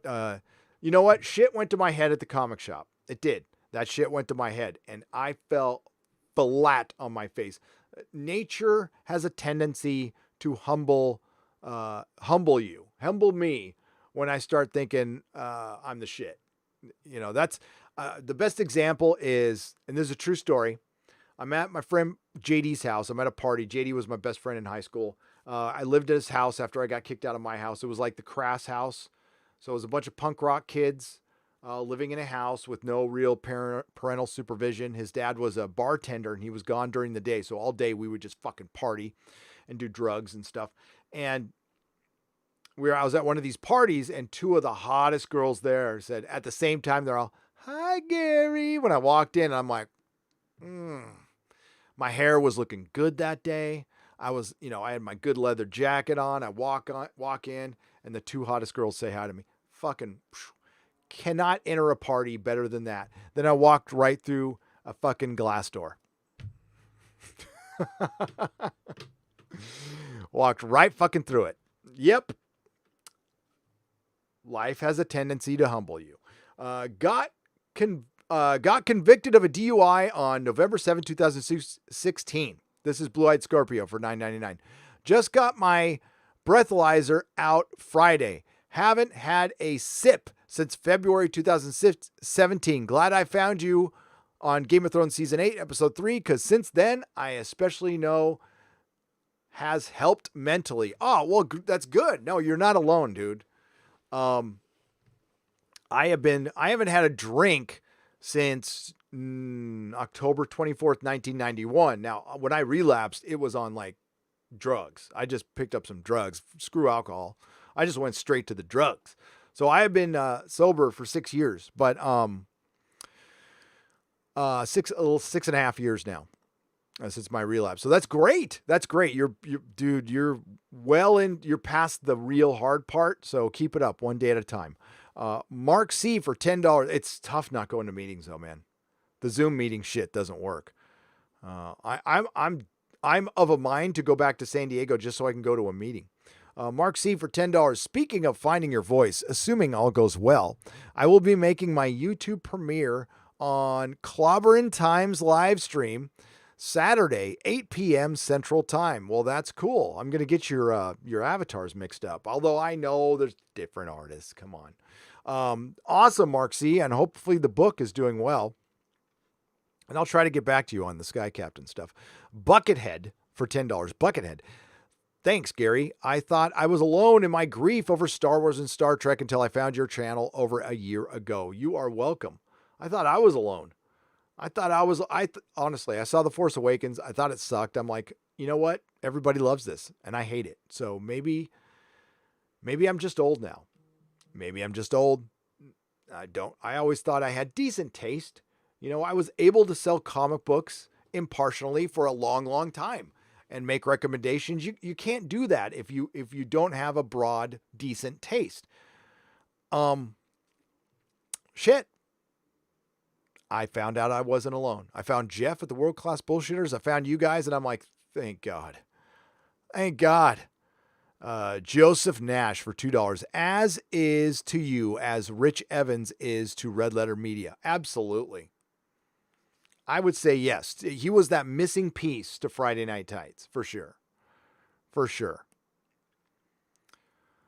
Pal Sletton for 500 Norwegian krona. 500 Norwegian krona. Jesus Christ, pal. And doesn't even say anything. Thank you. Please say something in the chat. You could say I suck. I mean, I do a lot, actually. I mean, like, not literally, but you know what I mean. Matthew Fowler for $1.99. Hail, Gary. You've inspired me to start my own channel. Good. Show it to me. If you guys, it's tough to get a hold of me, but I will. I mean, if you guys have questions, hit up. I know Jeremy's going to love me offering this, but hit up Jeremy. They will always answer questions when it comes to YouTube. We just want to pay it forward and help people out because people did the same for us. You know, it's impossible to get to everyone. I know. But the best advice I could give is keep grinding, consistently put out content and know what you're talking about. Talk about what you love at first, or, you know, or Star Trek, what's been destroyed, and, you know, tell everyone your experience. Like, this is why I don't like Star Trek, or this is why I love Farscape. That's all it takes. The size of your channel does not matter. People are looking for live streams all the time. And if you're anything like me, I mean, I don't look for, you know what? A lot of people with huge channels don't live stream that much. I don't know why, but they don't. Like, I would listen, but they just don't live stream that much. Or maybe they live stream on Twitch. I don't know. Maybe it's more lucrative to live stream on Twitch, but nah. I thought about it. Jeremy's doing it, but I would have to take away a live stream here, and I don't want to do that. Maybe someday if I go to live streaming full time, you know, maybe. Daxamite for $4.99. The new TARDIS look, a camping tent with the word Chaz spray painted on it. We all know the police box is going away. It is Daxamite, and I got the best thing in the mail today. I got the best thing. I got a 1/6 scale TARDIS, 1/6 scale wooden Tom Baker TARDIS that lights up. It's got a background, everything. Let me see if I can find you a picture. Hang on.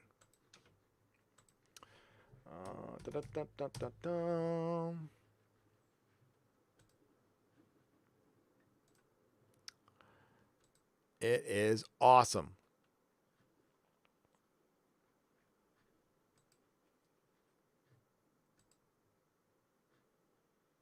Check this out. Dope. Got mine in the mail today. So excited about it. Dope. And it's light. So the ones I have behind me right here. There. Those are great. Those are Big Chief, but they're resin.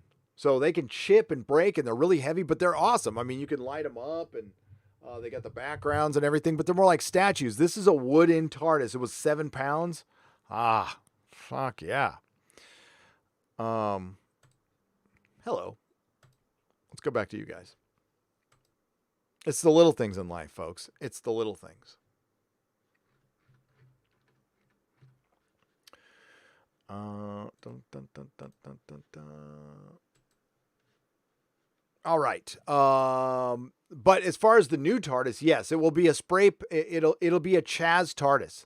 It'll be a tent that's spray paint on, and the Doctor will. I got to make that Doctor Who video, don't I? I got some rumors, man.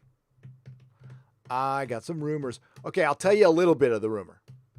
You want a little sneak peek of the rumor? Let's see how I can tell this to you without ruining the video. I'll give you a piece of it. All right, so Doctor Who is going to be delayed. I don't think this is news to anyone. And it's going to be split into 2 seasons. There's a reason they're splitting it into 2 seasons. But the delay might be like long. And do I want to go for? I can't go farther than that. Not yet. I'm waiting for a little more information. I should have that video out in the next couple of days. I am working on Picard. I am working on the Picard review. But hashtag RIP Doctor Who. Hashtag RIP Doctor Who. Gentle on James for $2. Michael Keaton is my Batman. Oh, I would just seeing that made me excited. And yeah, he can't turn his head.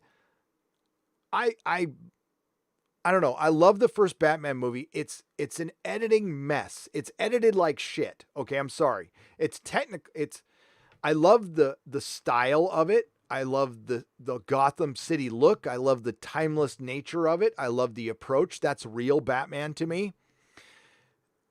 Tim Burton, I think he was good at setting up the aesthetics as a director. I think do not let him, Mrs. Nerdrotic, hear me say this.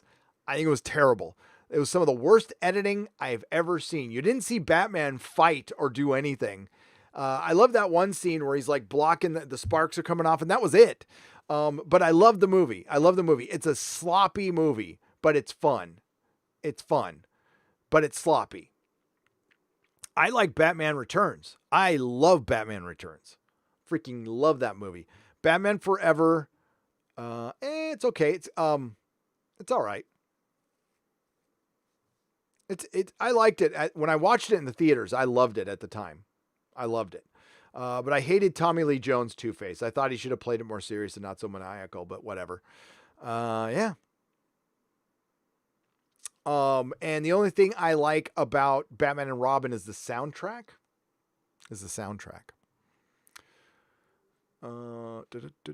But Michael Keaton coming back would be awesome. Paula, RL, Paula for $9.99. Hail, Gary, congrats on 250,000 subscribers. Very happy Nerdrotic is getting the recognition it deserves. Again, thank you for your honesty, for not being afraid of being who you are. You are inspiring, and thank you. And I can't wait to meet you someday if we ever get to the UK. Longtime supporter, Paula, thank you. Thank you. You have been incredibly supportive, and I appreciate it. Michael Immersh for £10. There was a try to hashtag Me Too Angry Joe today. There was. Quartering was on it. Just because you asked who is cancel day, it never stops. These crazy people are crazy. Keep up the good work. It's needed. Greetings. Greetings, Garrett. Thank you, Michael. Thank you. And let's get to the James Bond stuff while I'm thinking about it.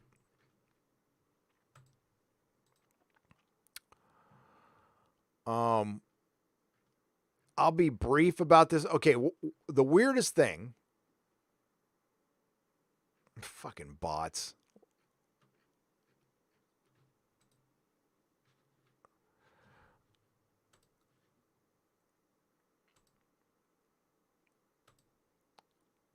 Well, let's try to get this in the right window. That's not it.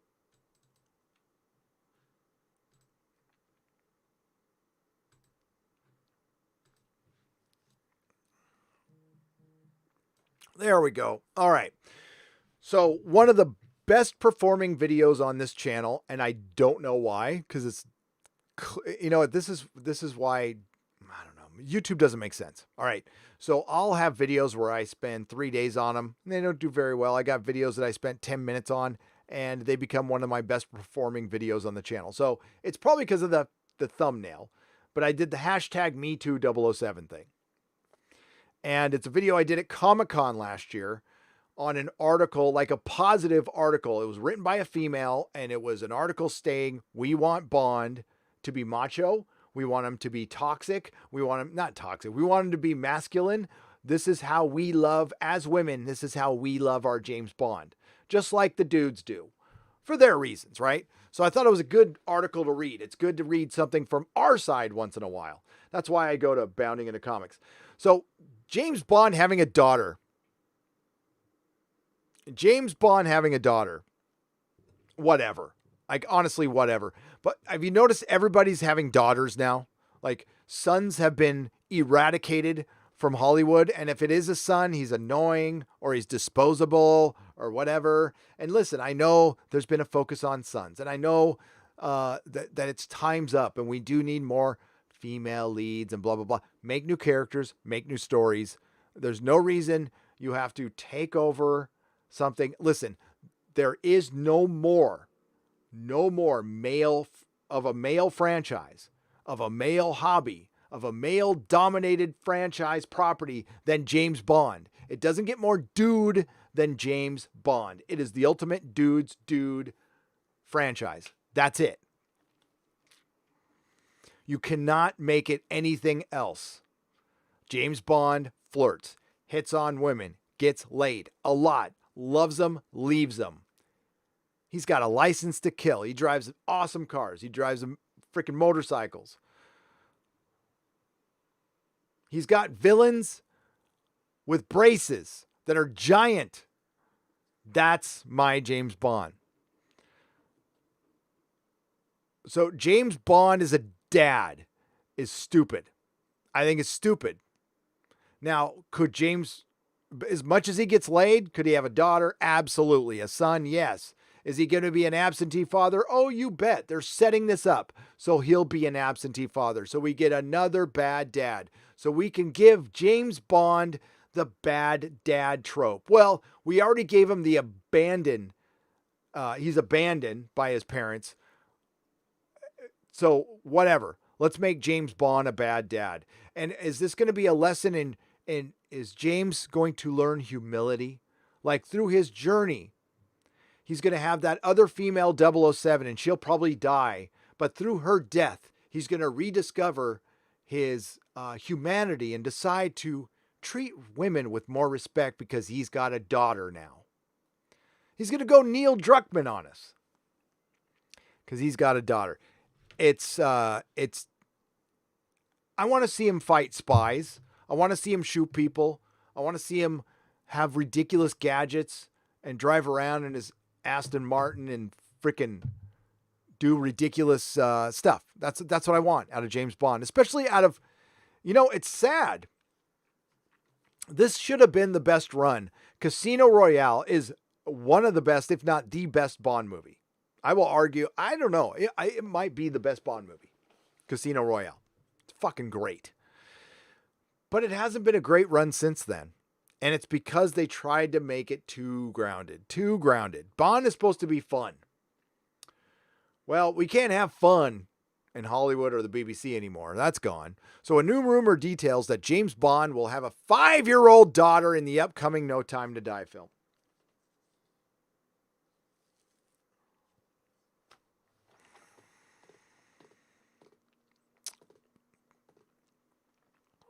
The rumor comes from the Daily Mail and is based off an alleged call sheet that went up for sale on eBay, as well as some set photos depicting a young girl in overalls on the set alongside actress Lee Seydoux, who played Bond's love interest Madeline Swan in Spectre.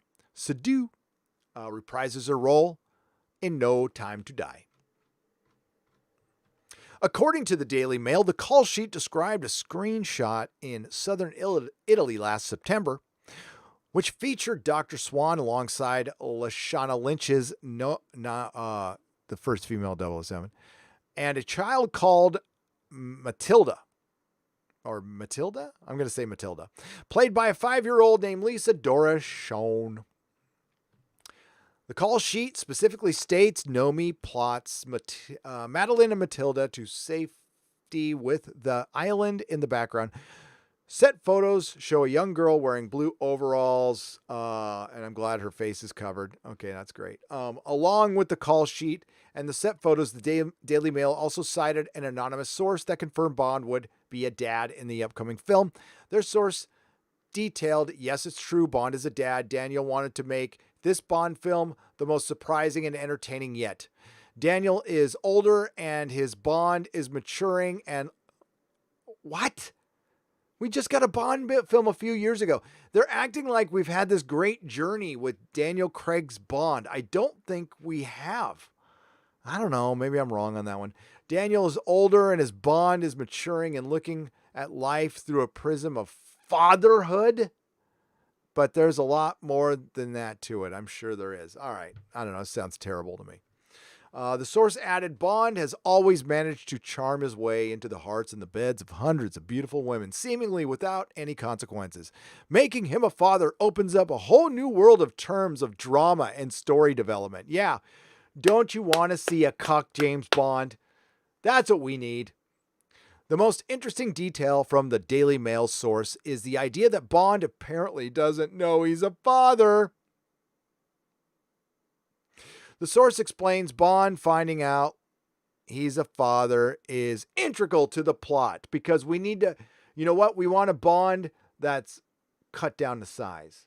We don't want a confident Bond. We can no longer portray any straight, white, cis male with any type of confidence. He has to be apologizing, kneeling. He has to be in the dark. He has to be led around by the stronger, smarter, more stunning, more brave female. And bet your ass that's what this is going to be. Bond will be the only one in the dark.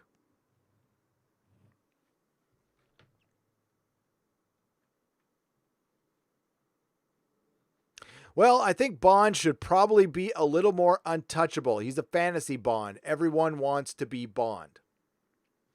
Following the rumor, former Bond girl Britt Eklund, who played Mary Goodnight opposite Roger Moore in The Man with the Golden Gun, appeared on the Good Morning Britain and reacted to the rumor saying, well, I think that Bond should probably be a little more untouchable. He's a fantasy. Bond. Everyone wants to be Bond. Damn straight. Eklund was asked if Bond becoming a father ruined the fantasy. She answered, I think so. I personally think so. And I totally agree. As a father, I think it's terrible. Barbara Broccoli, longtime producer of the Bond franchise, and Michael G. Wilson, who also produced the Eon Productions, know better than me. I don't know, Britt. I think you're spot on. Britt Eklund. You know what? This is a woman. I'm going to listen and believe. I'm going to listen and believe.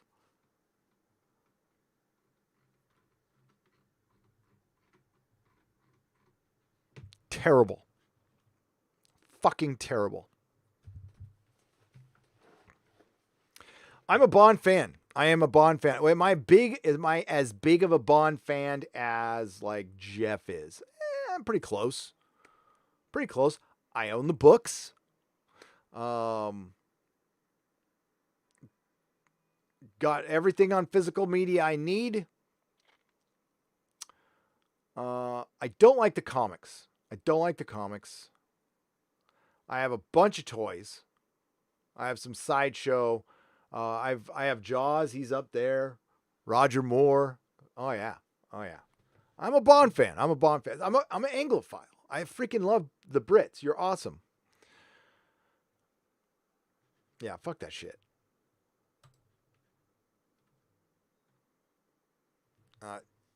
Thank you, Pal Sletton, for becoming a member at the Proto Molecule level. I do appreciate that.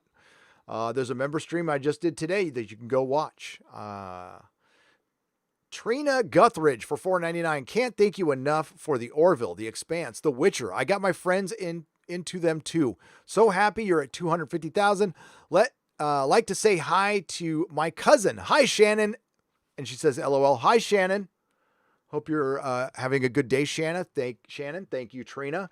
And yes, I do cover positive things. I cover shows I like. I just haven't seen any in a while. That's all. But The Orville is one of my favorite shows. I love The Expanse. I think they made a huge mistake by releasing everything at once. They deprived themselves of a lot of free advertising that would have brought a lot more eyes over to their show. And I hope they listen to me this time. Release your show weekly. Period. End of story. Michael Henley for $20. Thank you, Michael. And he just says, goal achieved. Guy 1, you can't claim this land. There's 300 million of us here first. Guy 2, but you do have a flag. Guy 1, damn. Modalicious for $5. Damn. Stone Dog 1971 for $5 just to celebrate 250,000. Congrats, dude. Thank you, my friend. I appreciate it. JPRPH1 for $14.99. Congrats on 250,000 subscribers. Thank you, JPRPH1. It's surreal. Joe Bag of Donuts for $10. Thank you, Gary. I thought I was alone in my views until I stumbled across your channel. Keep doing the good work, and congratulations on 250,000. Thank you, Joe Bag of Donuts. I haven't had donuts in so long. I can't remember the last time I had a donut. I think I was in San Diego. I was at Cardiff by the Sea. There's a place called VG Donuts. VG Donuts is the shit. Sporking News Podcast for $2 says sexy pig. Sexist pig. They called me a sexist pig. I would take sexy pig. My buddy. Check out Sporking News Podcast. Great channel. Star Trekker 58. Thank you for the Australian $5. I appreciate that. He doesn't say anything, but thank you for the donation. Recast The Flash with Ryan Gosling as Barry Allen. It would be better than Ezra Miller, but Ryan Gosling's got that. He's got kind of a crooked face, but like I do too, though. Snell World, thank you for the $2.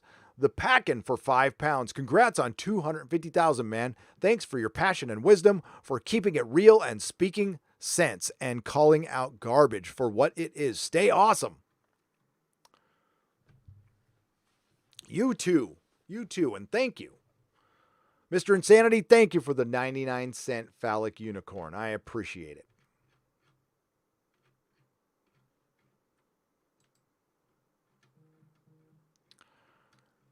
And just a moment, folks. There we go. All right. Now, let's talk briefly about Warren Ellis.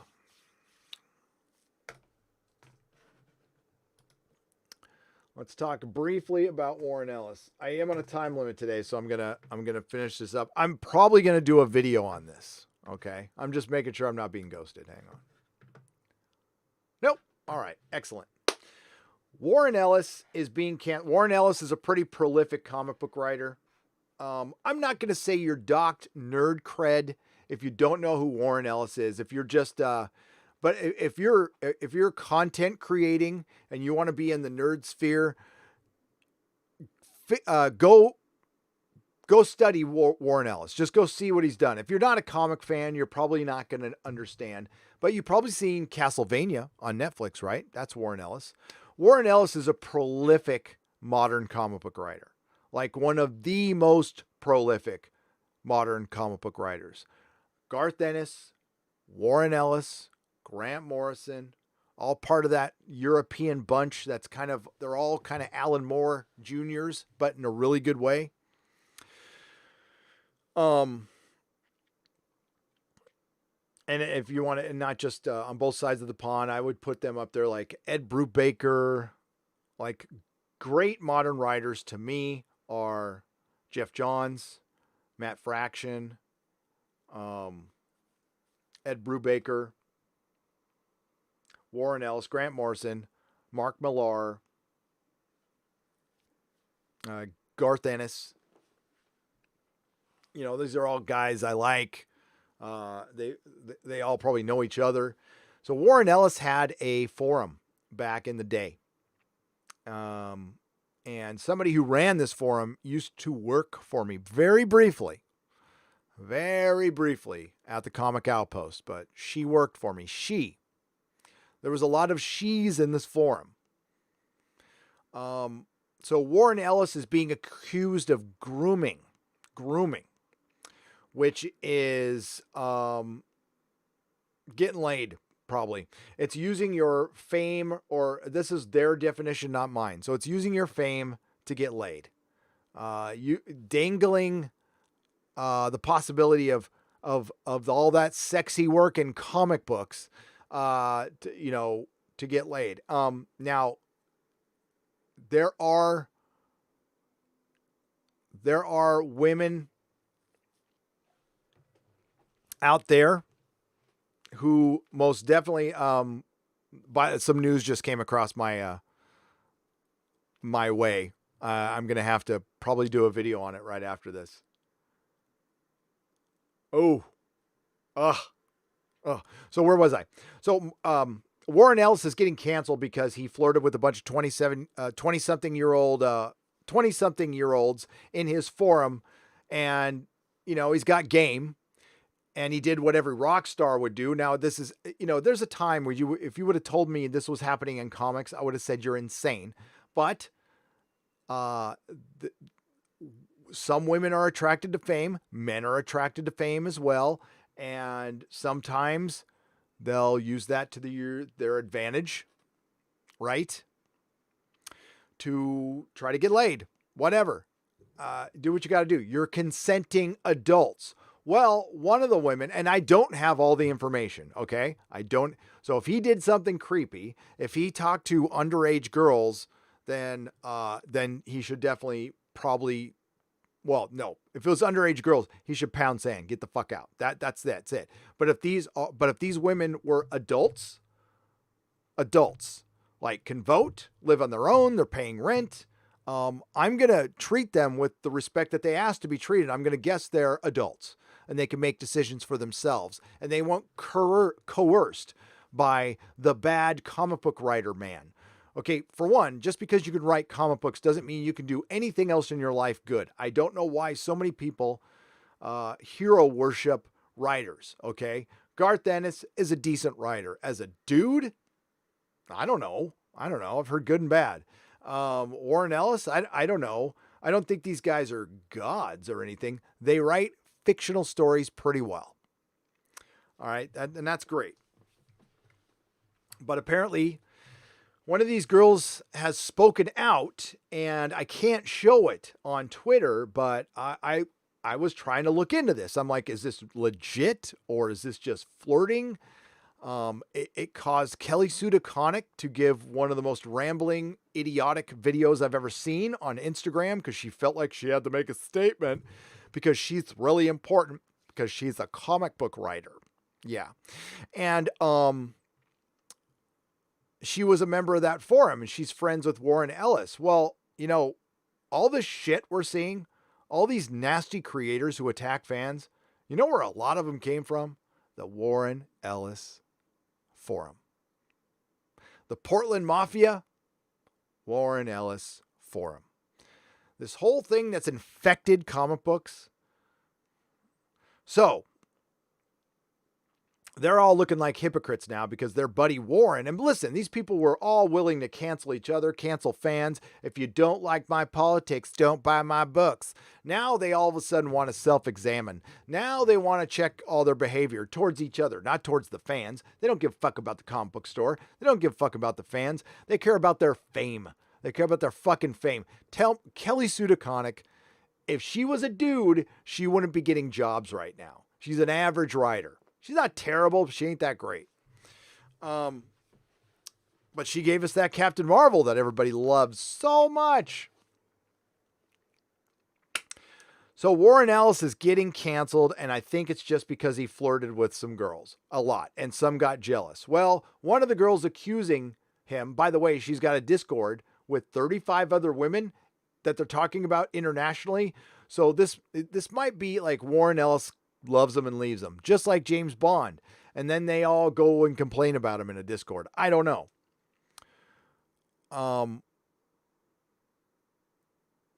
Is this behavior worthy of getting canceled? He's been removed off of a DC book. Now, we're not talking about breaking any laws. And again, and Doomcock brought this up. Women, I'm going to ask the ladies out there. They're accusing him of using his power to manipulate people. So all of a sudden he put it, so all these women are all their responsibilities removed. They were manipulated by a comic writer's power. A comic writer who's huge in the industry, but if I go and say his name to 100 people right now in the street of San Francisco, 99 won't know who he is. If I walk to random dude on the street where I live and go, tell me who Warren Ellis is, he ain't going to know. But he's got the power to remove the agency of a woman. It's freaking ridiculous. So one of the women, and the reason I'm skeptical, and again, I could be wrong, and if there's underage girls involved, like Cameron Stewart, who had underage girls involved, that dude should be gone, canceled. But with this, are you kidding me? So, especially with all the bullshit I know about, like, this is the tip of the iceberg with the comic book industry. It has been a big clique for a long time. They've been partying like it's 1999 for a long time. They were all one script away from the big time. Now they're just one tweet away from ending it all. Why would you want to work for Marvel or DC anymore when that can just be used against you at this point? So I went to one of the women accusing him. I went to her Twitter, and it leads right to a OnlyFans or Fans Only or whatever it's called, where you can get sexy pictures. And so it doesn't look like an attempt to monetize the situation at all. That's sarcasm, by the way. And people are getting away with this shit. Like, they're absolutely getting away with this shit. And people like Kelly Sue DeConnick looked like she was a hostage. She looked like, well, we have to believe these women. We have to believe all women. No, we don't. No, we don't. Proof? Yes. If your first inclination is to go to Twitter with an accusation that probably should have gone to the police or should have gone somewhere else or whatever you need to do back then, and it's years later, and we're talking 2002, so that's almost 2 decades. No, I don't have to believe that. I don't. And you don't have any right to tell me what I need to do with my beliefs. Thank you very much. And that's all. That's how we got to play this game from now on. You're this. No, I'm not. I'm actually not. You can think it if you want, but I'm not. And I'm not going to apologize for everything and backpedal when we're constantly backpedaling. And that's what's happening. We're constantly getting attacked. People are constantly getting canceled. And it's the art of war. It's don't give your man or don't give your opponent any ground to stand on. Well, it's time to stand our ground. And again, just based on what I know, Warren Ellis was flirting with some women. Did he did these women not know they were flirting with Warren Ellis, the comic book writer? The comic book writer. The comic book writer. there's a lot of women, a lot of men with low self-esteems out there. And that is the epidemic in our country. There's a lot of mental health issues in our country. So Warren shouldn't have apologized for shit.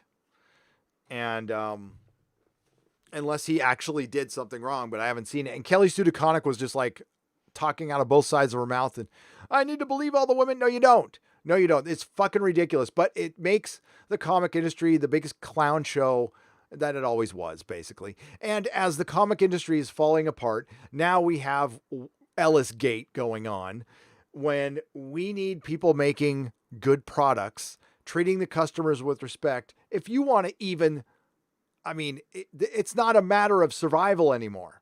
It's a matter of fundamentally changing your industry to turn it into something else that might be viable because the old one isn't anymore. It can't be business as usual.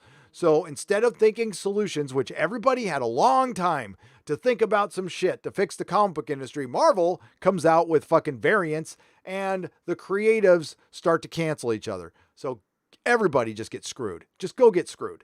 I'll sell old comics. I'm fine. The industry's dead. And it's just a goddamn clown show now. It's a clown show. And, all of a sudden, the creatives like Kelly Sue DeConnick want to fix the industry. They want to bring an HR to comics. Disney has an HR. Warner Brothers has an HR. And who's going to have an HR from you, Kelly Sue DeConnick, for your biased, your bigotry against people who are conservative or in the center, who aren't part of the Portland Mafia, who aren't part of your fucking clique, and all the comic shops that suffered. Do you give a shit that 100+ comic shops have closed in the last 3 years? Do you give a shit that the beer bug has buried this industry? Do you give a shit? You probably supported the rioting and looting that caused a lot more comic shops to close, including 2 in Washington near Seattle. Do you give a shit? No. Warren Ellis made me look bad. Nah, Kelly Sue DeConnick, you're one of the worst things that's happened to comic books. Straight up. So, I'm not going to be sad. I'm sad for the comic shops. I'm sad for the employees, but it's a fracking disaster. And until they start acting like ambassadors for their industry, start putting, you know what? Stifle this shit. Start talking about comic books. Start talking about what you love. Start mending fences. Start sending out olive branches. It's probably too late, but that's what you need to do. But coming out with Warren Ellis Gate and letting some opportunistic, and I'll say it, letting some opportunist come out to go monetize some accusations towards a dude that are 2 decades old, and we can't call this shit out anymore. Bullshit. I'm calling it out right now. And you know what? I am free to change my opinion when I get more information. But based on what I'm seeing right now, I'm seeing a grift. But oh well. Screw the shops. Hang on. Somebody's communicating.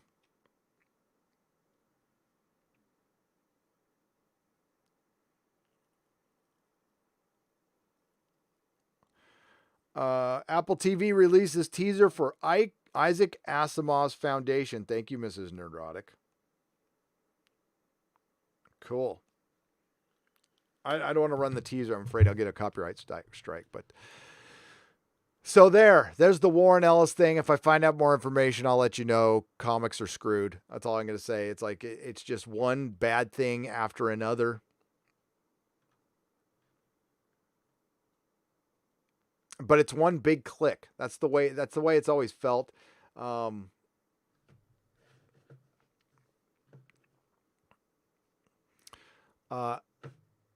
I'm checking in. It looks like Jimmy Kimmel is canceled. Looks like Jimmy Kimmel is canceled.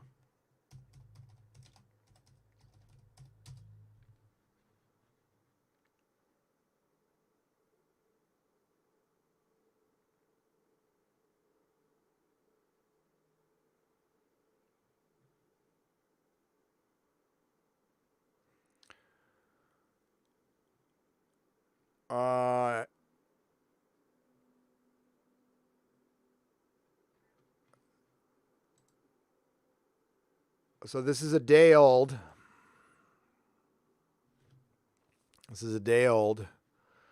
So I won't say it's breaking news.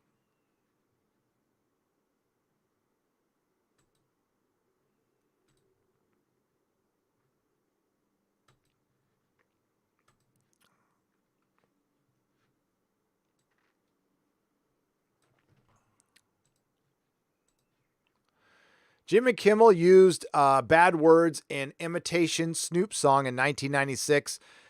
Impersonated comic George Wallace in 2013 audio. I mean, like, we all knew this stuff. What's the new news here?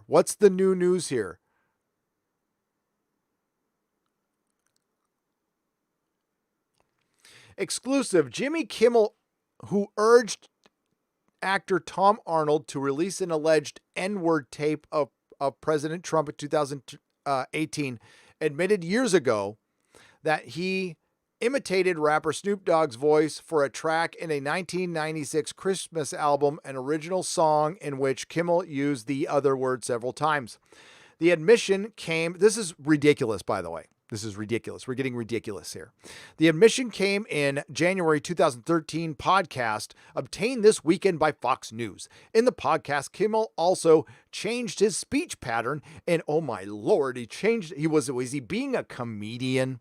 Was he acting out a character being a comedian? Listen, I don't love Jimmy Kimmel. I think he's a freaking turncoat and a poser and a sellout.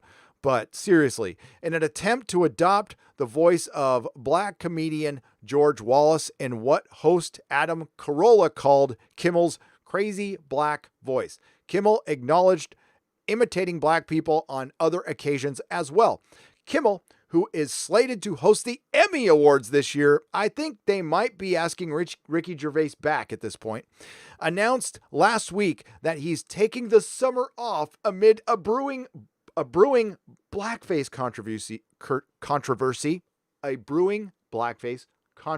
Sorry. He has not issued an apology. Nor should he. Fox News additionally has obtained audio from the Christmas album. Did you buy it? Fox News, did you obtain audio from iTunes for 99 cents? A family Christmas in your ass, which came out of the Kevin and Bean radio show that aired on KROQ FM in California. I was probably listening to that, to be honest with you. A version of the track featuring Kimmel's Snoop Dogg imitation, Christmas Time in the LBC. I guarantee you I was listening to this at the time. I was down in Southern California back then. Has been uploaded to YouTube. In the Christmas track, a singer mentioned a fat, you know what, in a sleigh giving shit away, referring to Santa Claus. The song also referenced the bad word again in The Manager, including associates of King Herod. I told that motherfucker Santa, I told that motherfucker Santa, bring a pick for my, I don't want to say that. The singer went on The Three Wise Men and described as bringing gifts and shit to baby Boo. Whatever. So yeah, I'm not going to repeat any more of this stuff, but there's liner notes. Oh Christ. On the cassette obtained by Fox News on eBay, showed the album was co-produced by Jimmy Kimmel and credited Kimmel for all the comedy material on the album, except for a handful of unrelated tracks. Kimmel also appeared on the album cover. In the 2013 podcast, Carolla said Jimmy is doing Snoop in the track, and Kimmel affirmed, "This is when Snoop Dogg first came out, hit the scene, and I used to imitate him by only saying, you know what I'm saying. Jimmy, do you only do black people?" asked someone on the podcast. "I prefer them, yes," Jimmy responds, apparently jokingly. I'm sure he was joking. Also in 2013 podcast, Carolla interviewed Kimmel about his time on the Kevin and Bean Kimmel recalled that he once called the president of Comedy Central as George Wallace, the comedian, from a New York City hotel room after he and his friends had been drinking. Corolla said Kimmel adopted a crazy black voice to impersonate Wallace. Kimmel continued as Wallace. I just want to say I had a great time and thank you for inviting me. Recalling the episode on the podcast, Kimmel intentionally adopted a dialect for Corolla described as black. Okay, what's the point? What's the point? Corolla then recounted another episode. Okay. So he did jokes. He did salty jokes that wouldn't play very well today. In announcing his vacation, Kimmel didn't want to mention that that he was under fire for a recruiting skit in which he dressed up and you know what. In 2018, actor Kevin Hart stepped away from hosting the Oscars after making phobic tweets. Yeah, this is okay. I know what a lot of you are saying. And I get you. I got you. I get you. I got you. Kimmel has been cringe lately. Absolutely cringe. I've been to a show, by the way, when he still was pudgy. They had Tenacious D. They had Guillermo del Toro. It was pretty cool, but he has since become a political hack. Absolutely opposite of what he was when he did the Man Show. He's an absolute effing sellout. And I don't know how. I wouldn't believe him now. I wouldn't believe anything out of this guy. He has just become a late night fucking nothing. Of course he did that comedy back in the day. And should he be calling people out and canceling people when you did that stuff in the past? Hell no. You play manipulative games, you're going to win manipulative prizes. So if he goes down, he goes down, but I don't think he should be canceled. Just like I don't think Roseanne should have been canceled or anybody else. These are jokes. They're fucking jokes. Are they not? It's up to other people to talk about taste, but comedy should be off limits. Absolutely off limits. If we start limiting comedy, we're starting to limit ourselves. Are these things you say out in public? No. Out of respect for another human being? No. But you know what? Jokes are jokes. Comedy is comedy. It's what it's supposed to be. Going down a bad road here, man. But, so is he going to be canceled? Probably. Should he be? No. And I don't even like the dude anymore. I don't think he's funny. I thought he was funny in the Man Show, but again, I'm disgusted by how much of a sellout he is. And look at how he just absolutely flipped his beliefs overnight when a little money got involved. That's zero integrity. At least Adam Carolla has maintained his integrity. This effer goes on and cries about shit and shills for, screw that. Bye. We'll see. All right. That's what was distracting me. I don't know if he technically really got canceled though. He's on his little vacation. We'll see we'll see what happens there. Recast The Flash with Ryan Gosling. I read that one. Thank you. The Packin' for £5. Congrats on 250,000. Thanks for your passion and wisdom, for keeping it real and speaking sense and calling out garbage for what it is. Stay awesome. You stay awesome too. Thank you. Mr. Insanity, thank you for the 99 cents. I appreciate it. Commando CQC for $5. What's sad is that they ruined franchises, had potential to have great sequels. Stay away from Back to the Future, Hollywood. Great content as always. Thank you, Commando. And yes, stay away from Back to the Future. And yes, they had great potential to tell great stories, but agenda derailed all three. All three franchises derailed by agenda. Give me some of that Picard review. You're going to get it, Anna. You're going to get it. Anna Moore. Oh my God. How am I supposed to say Anna? I'm just going to say Anna for $2 with the little blobfish avatar there. Skippy Fab for $1.99. Congrats on 250,000, Gary. Hail Nerdrotic and hail to you, Skippy Fab. JPRPH1 for $4.99. Gary as basically alone solo show with Gary and his Ibanez base and Star Trek Las Vegas meetups. Yes, my Ibanez base. You haven't seen my Ibanez base is over there now. My Ibanez practice base that has, Yeah, it's like $100 base. That's the one I play all the time. It's over there. It's got an Indiana Jones hat on it. It's in the corner. I put the base in the corner. Aeronaut for $1.99. You're number one. Not me. You're number one. Clobbering Times for $10. Hail, Gary. Did a geek podcast on Blog Talk Radio for 11 years, 700 episodes, moving to YouTube this week. Have been unsure about the move these past few months, but you've helped me feel better about it. Yeah, why not move it here? I mean, the only thing it can do is grow. It won't take away from your podcast. By the way, you know, a live stream is just a podcast. That's all it is. I download these, put them on my website, and I'm available on Spotify, iTunes. It's just the stuff you get here. But, Dog, Gary, you're the man. Keep it up. Keep it 100, homie. I will, Vake. Thank you for the $1.99. And Clobbering Times, I look forward to watching your podcast for $10. IK906 for $5. Love Keaton, but I don't feel him for Batman Beyond or The Dark Knight Returns. I think Affleck could do The Dark Knight Returns, or John Schneider, or even Redford for Batman Beyond Bruce. Redford's too old.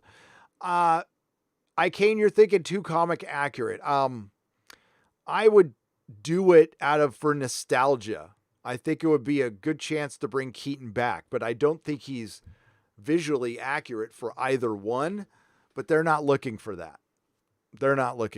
So I think you're looking for an adaptation of the comics, and I'm looking for something that's more in touch with the nostalgia that would bring butts into the seats. If you want like absolute accurate Dark Knight Returns,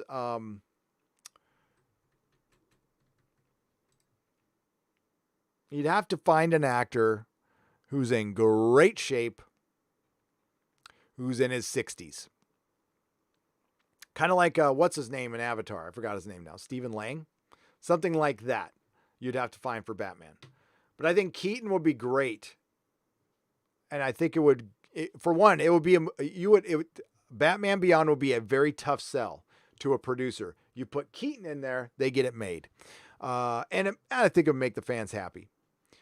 You always have the original, by the way. Everything, when you get an adaptation, don't worry. You still have your source material. Batman Beyond, the cartoon, will never get fucked with, hopefully. And it's the best thing. There is no movie that they can make that will be equal to that. There is no movie they can make that will be equal to the greatness of Batman, the animated series, ever. Gary, you should be offered an NHS prescription. I don't even know what that is. What's an NHS prescription? Problem being for £1.99. I'm going to go look.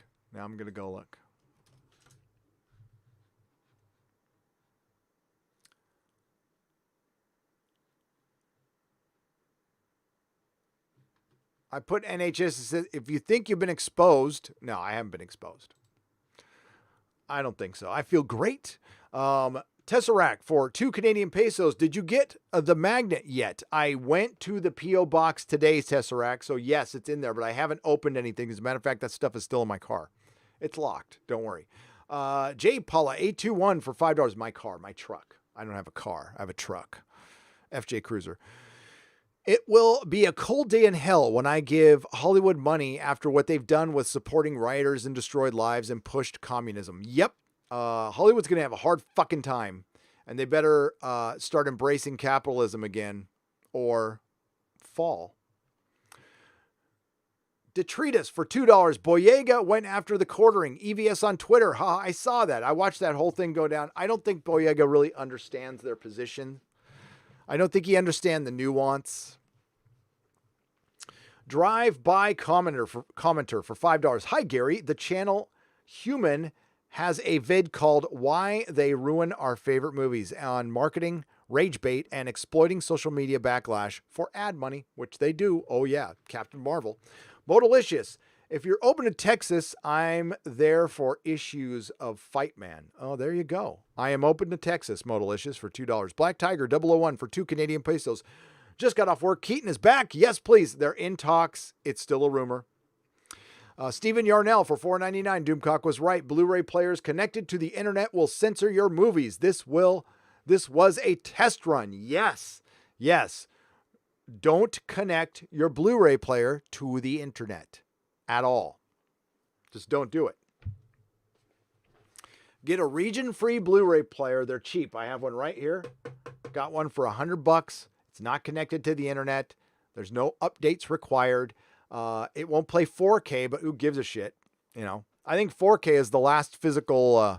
I don't think we're going to have 8K discs or anything like that. I think it's over with. Jays from the Wonder Twins says Eric K for $2. Maybe. I don't know. Wonder Twin powers activate. Sarah B for $25. Hail, Gary. Congrats on the milestone. Thank you for what you do because it encourages people to find their voice too. To celebrate, here's $25 for 250,000. Congratulations. Hashtag RIP Doctor Who. Hashtag Fatrek. Hashtag CalExit. Hashtag one day at a time. Hail, Sarah B. Thank you very much. Christian Potter for $10 just found out there is a Foundation show coming out. There is some gender race swapping, of course, from what I saw, but aside from that, I don't know much. I'm excited though. I hope it gets good. I'm all over it. I'm going to have to go get the Apple TV.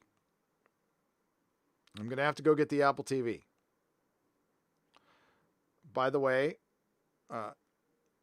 my mom said Happy Father's Day.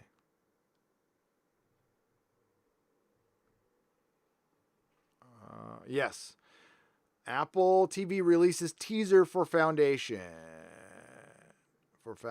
Yep. I don't know when. I didn't see a date, though. Ezra can play. You're talking about who Ezra can play. Yeah, Ezra can play Jays from the Wonder Twins. Ezra can play a puddle of water. I bet Jays. Yeah, I agree with that, Eric K. for $2. Christian Potter, thank you for the $10. Sarah B, thank you for the $25. Eric K, thank you for the $2. Sporking News Podcast for $2. Thank you, Gary. Talking Danes of Starfall on tonight's. Ooh. You mean the possible bastard of a Stark? That's who I think. Dark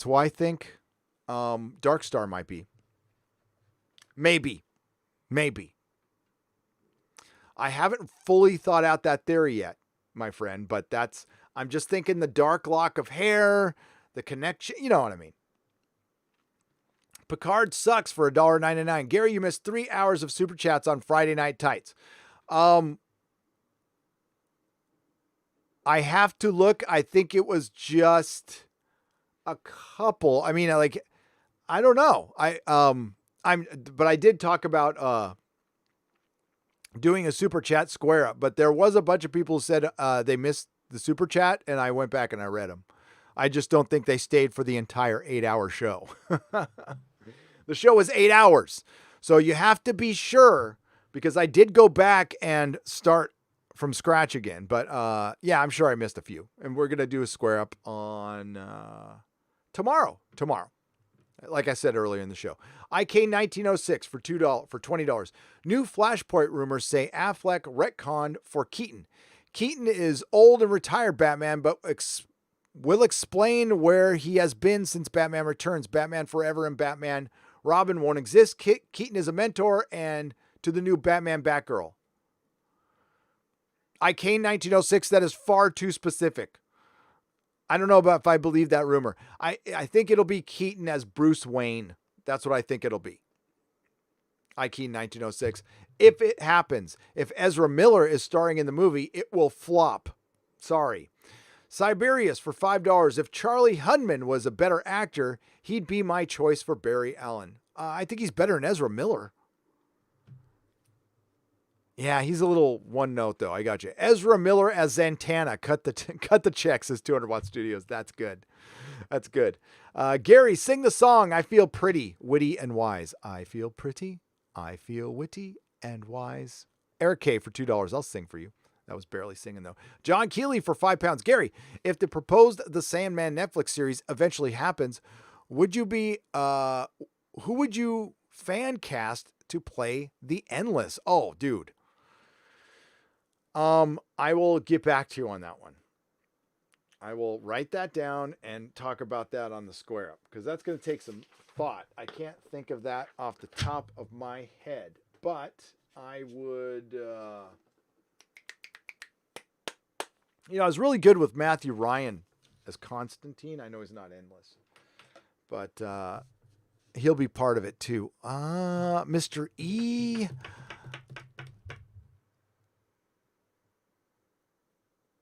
Aubrey Plaza as Death. That would be my first choice.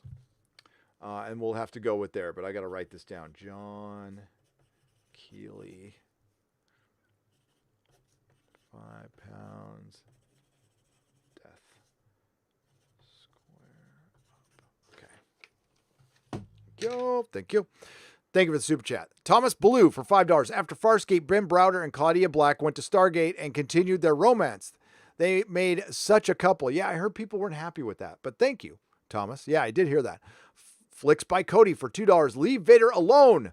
What else do we have? Oh, they've already fucked up Vader. Vader's been fucked up. Sorry.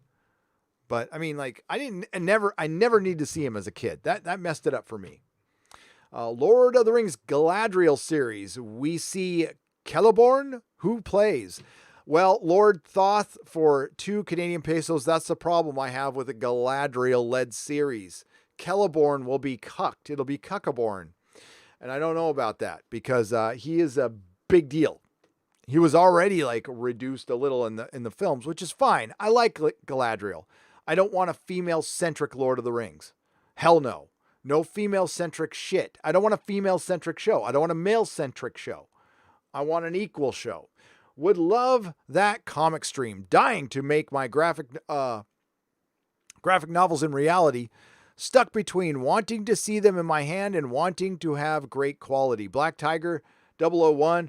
There's a point where you just got to start working.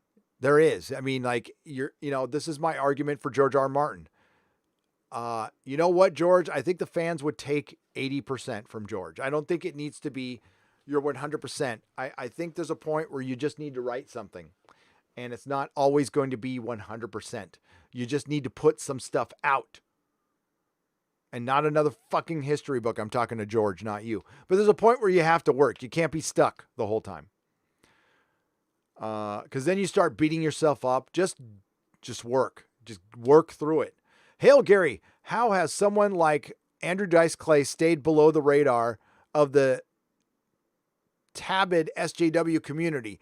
How could he not be target zero? Bamagrad for $8 because he's not that influential. They don't have a lot to hold over him. And he would tell him to fuck off. Experiment 626 for $2. Sam Raimi needs to bring back Darkman. Yes, he does. I love Darkman. Eddie Sends for $4.99. Please, for the love of God, move to the San Antonio area. You will have a forever customer with me since there are no decent comic shop games anymore. They're not? Well, then maybe that's a reason to go there, Eddie. San Antonio is a place I'm looking at.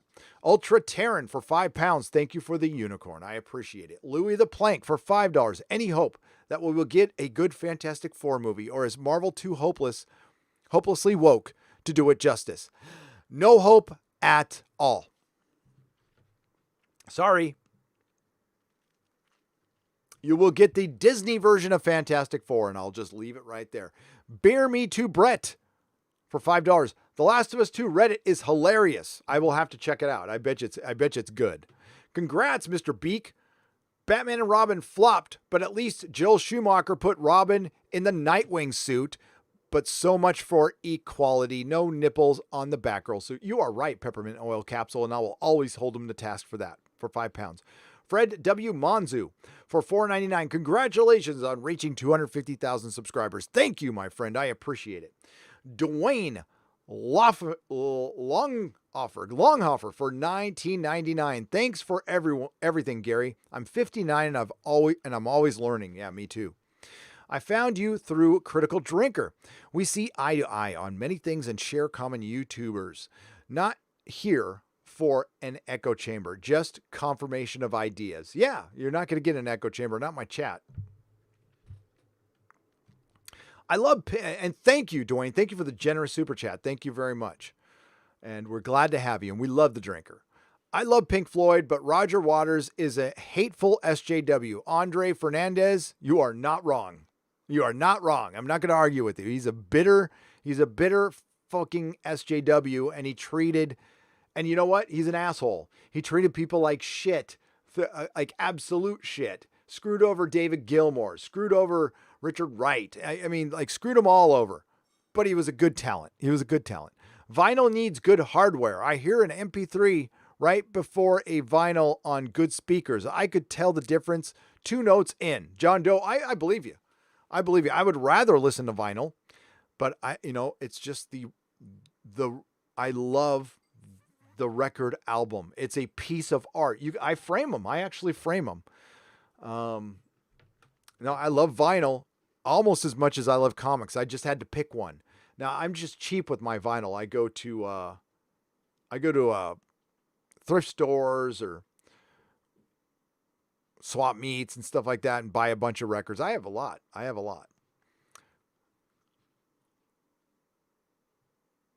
Clarification, ARS is an Argentinian peso. Thank you, Andre Fernandez. Oh, you didn't have to put that. For 20 Argentinian pesos.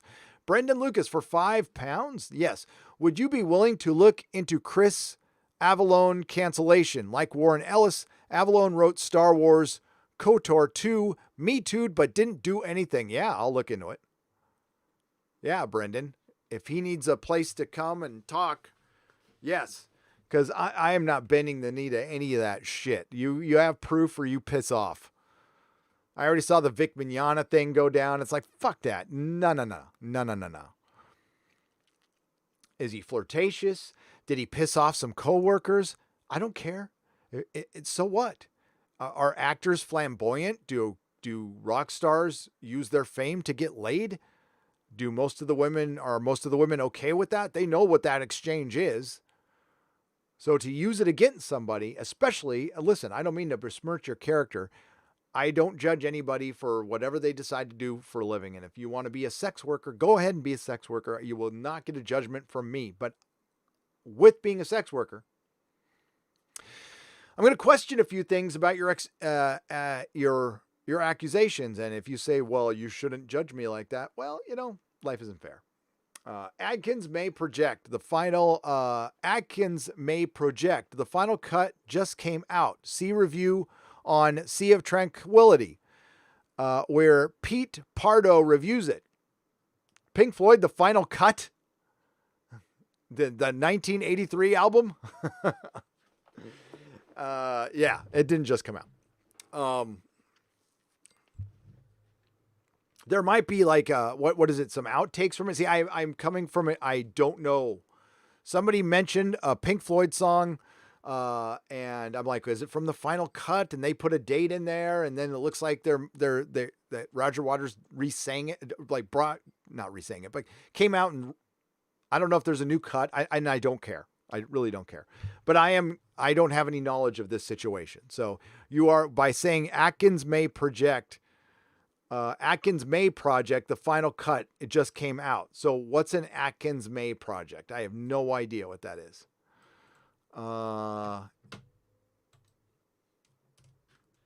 So it's basically,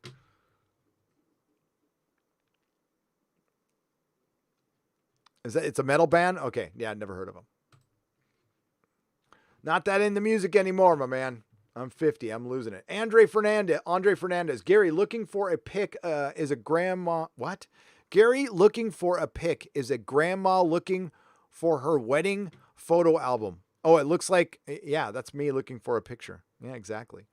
Well, I'm as blind as a grandma for sure. Alfred McKay, thank you for the $1.49. Oh, I like this sticker. It says sneak peek. It's got an eyeball. Black Tiger 001, thank you for the phallic unicorn for $1.49. Gary Walker for £2. My son wants a TARDIS. Where can I get one? Well, what size do you want? eBay. You get, here, I'm going to knock something over, but I'll show you. Give me a second. This is the TARDIS you want for your kid.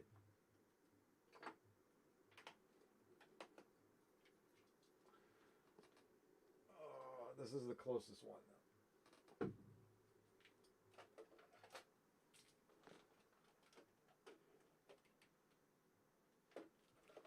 this is what you want.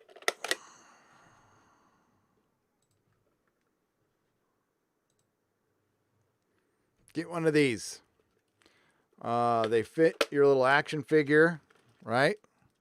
So you got your little background there. You got your little David Tennant, just regenerated from the Ninth Doctor, right there. Now these do light up. My batteries are dead, so it makes a landing noise. You got a button right here that you press. There's your on switch. You press this button, it gives the landing noise, and it's a spinning TARDIS. So if you put your finger right here, right, you go. It's the coolest freaking toy in the world. And, well, that opens up. At least it used to open up. Maybe it doesn't open up now.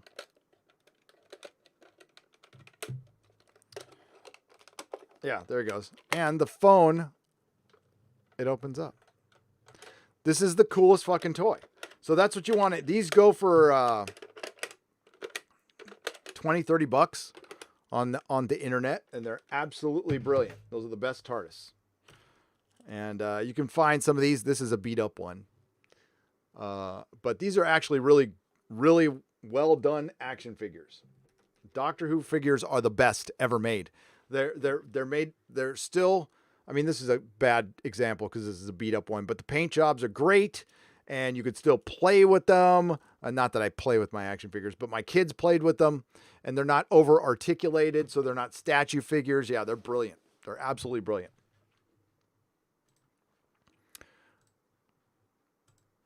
All right. So Hooch Be Crazy for $4.99. Hey, Gary, I used to live in the near Balboa Park. That's where I used to live too. When are you moving to Texas? And I can't wait to go to your comic store when it opens. Well, it's going to be about a year. It's a two-phase move. I'll have more information on July 13th because that's when our wonderful airheaded dumb shit mayor is going to make the next statement. In the meantime, there's no COVID anywhere. Sorry, I'm going to say it. And everybody's back to work in the state except for our city. So I guess we're just going to find out that the salon will be able to reopen limited. There's the specter of being shut down again. I am going to move to a state that will not shut down again unless it's really bad. And I don't think Texas will. Monster Fan, thank you for joining at a Geloja level. I appreciate it. Siberius for $2 for Your Eyes Only is the best James Bond film. I like it. It's in the top 5. I wouldn't call it my favorite though.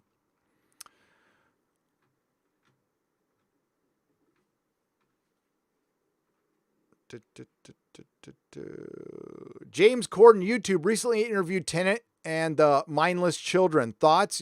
Me personally could not click. Cringe was too palatable.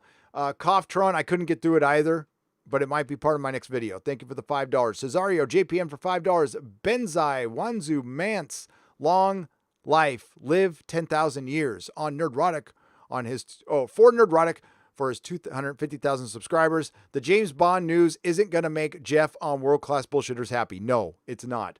Sorry, my favorites are Goldfinger and Man with the Golden Gun. Sci-Fi Freak for $5. Those are my favorites too.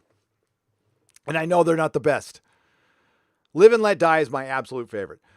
So many stories go to the absentee deadbeat dad route. Then make the sons effed up emo boys. Like, wouldn't that fall on the mom then? So stunning and brave, right? Gray Ghost for $5. Well, that's always left out. Moons of Madness with the second Doctor in your avatar. Welcome to the Geloja level. Mark C for $10. Don't you think a British spy would have a vasectomy as to not have a child that could compromise his ability to do his job? Heck, getting racked in Casino Royale should have ended that issue. Him getting racked in the freaking balls with that rope, yes. And no, you're not wrong. You cannot impregnate somebody as a spy. That's very, very bad. Earth Prime 232 for $5. I went through the old comic book my old comic book trading cards and found many Sticking to their plastic sheets. Yes. Do we need to rebag cards every few years like comics? Yes. Every 5 years, you have to do it. Absolutely.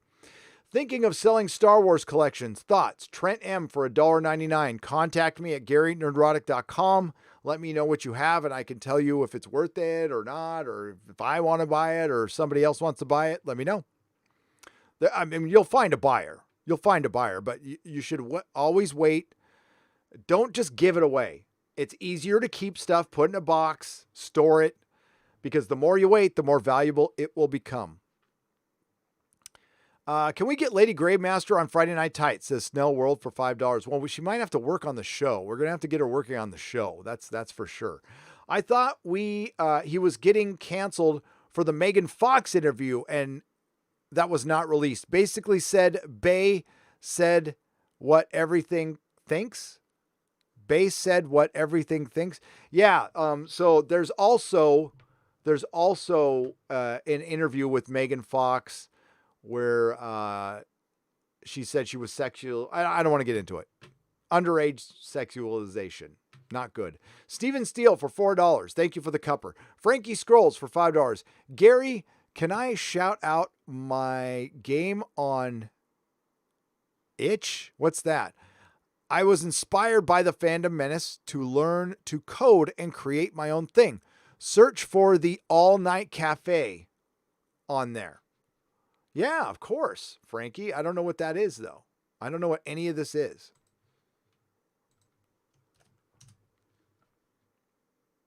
Yeah, I clarify in the chat, Frankie. Okay, we're gonna have to wrap things up. I'm going way over time. We got a few more super chats here, and again, I will look over the missed super chats from Friday Night Tights. I do know that some were missed, but I know some people were saying some were missed when they weren't missed. So I will work it out and we'll do a square up. I always do. Eric K, thank you for the $5. Next thing they're going to do is cancel Jon Favreau for starring as Scarlett Johansson, but next thing they're going to do is cancel Jon Favreau for staring at Scarlett Johansson's butt in that video in the skin tight suit. Everybody was staring at Scarlett Johansson's butt, and I would stare at it again and again and again and again. It's a good booty, but you're right, Eric K. Cindy Rogers, welcome to the Joloja level. Welcome, Cindy. Thank you. Awesome. Dr. Evil Face for $5. Why not Kevin Conroy for Batman Beyond? Already old enough and has played Bruce live. Kevin Conroy needs to gain some weight. He looks too skinny. He looks like he's sick. I'm worried about him. He legit looks, and he's always looked like that. I don't know if he's a vegan. Kevin Conroy needs to gain some weight. North American Hamrammer, thank you for the $2. Oh, and Alfred, give Knox a grant. Give Knox a grant. Exactly. Yes. Yes. Congrats on 250,000 sub. Have you seen Pennyworth, an origin series, or Alfred, Batman's butler? It's binge-worthy. Music by David Russo in Aces. No, I haven't seen, I've AKA Blonded. The reason I haven't watched it is I'm freaking done with Batman peripheral shows. I want a Batman show, but I've heard a lot of good about that show. So maybe. The next show I will be covering will be Doom Patrol. Then after that, it will be the Umbrella Academy. And then after that, it looks like we're going to get at the end of July. Oh, shit. It was Cobra Kai, right? I will be covering a lot of TV. Okay, so if I missed one, I'll put it in the Super Chat Square Up. We've gone 3 hours and 15 minutes. We've had we had 2,700 people at first, and now we have 21, but that's great. Thank you all for joining me on this celebration. 250,000 subscribers is awesome. Friday Night Tights is going to be great. I have no idea who the guest is going to be. If you're out there and you're affiliated with Dynamite, I'm going to email you right now. It's best to catch my attention while it's caught. So in the meantime, everyone have a great day. To the Modrotics, thank you. To everyone who has been on this journey with me for the few years, thank you, especially the last couple of months. I cannot thank you enough. If it ends tomorrow, it's been worth it. It's been so much fun. So let's keep having fun. Tomorrow, I will be on Az's channel for Bagging and Boarding. We're going to be bagging and boarding some comic books. And the next nooner will be Wednesday at noon. So I'll work on a video. Please check out the one I've put out if you haven't seen it already. Probably be my final word on The Last of Us 2. And everybody have a great day. Not all who wander are lost, and you bow to no one.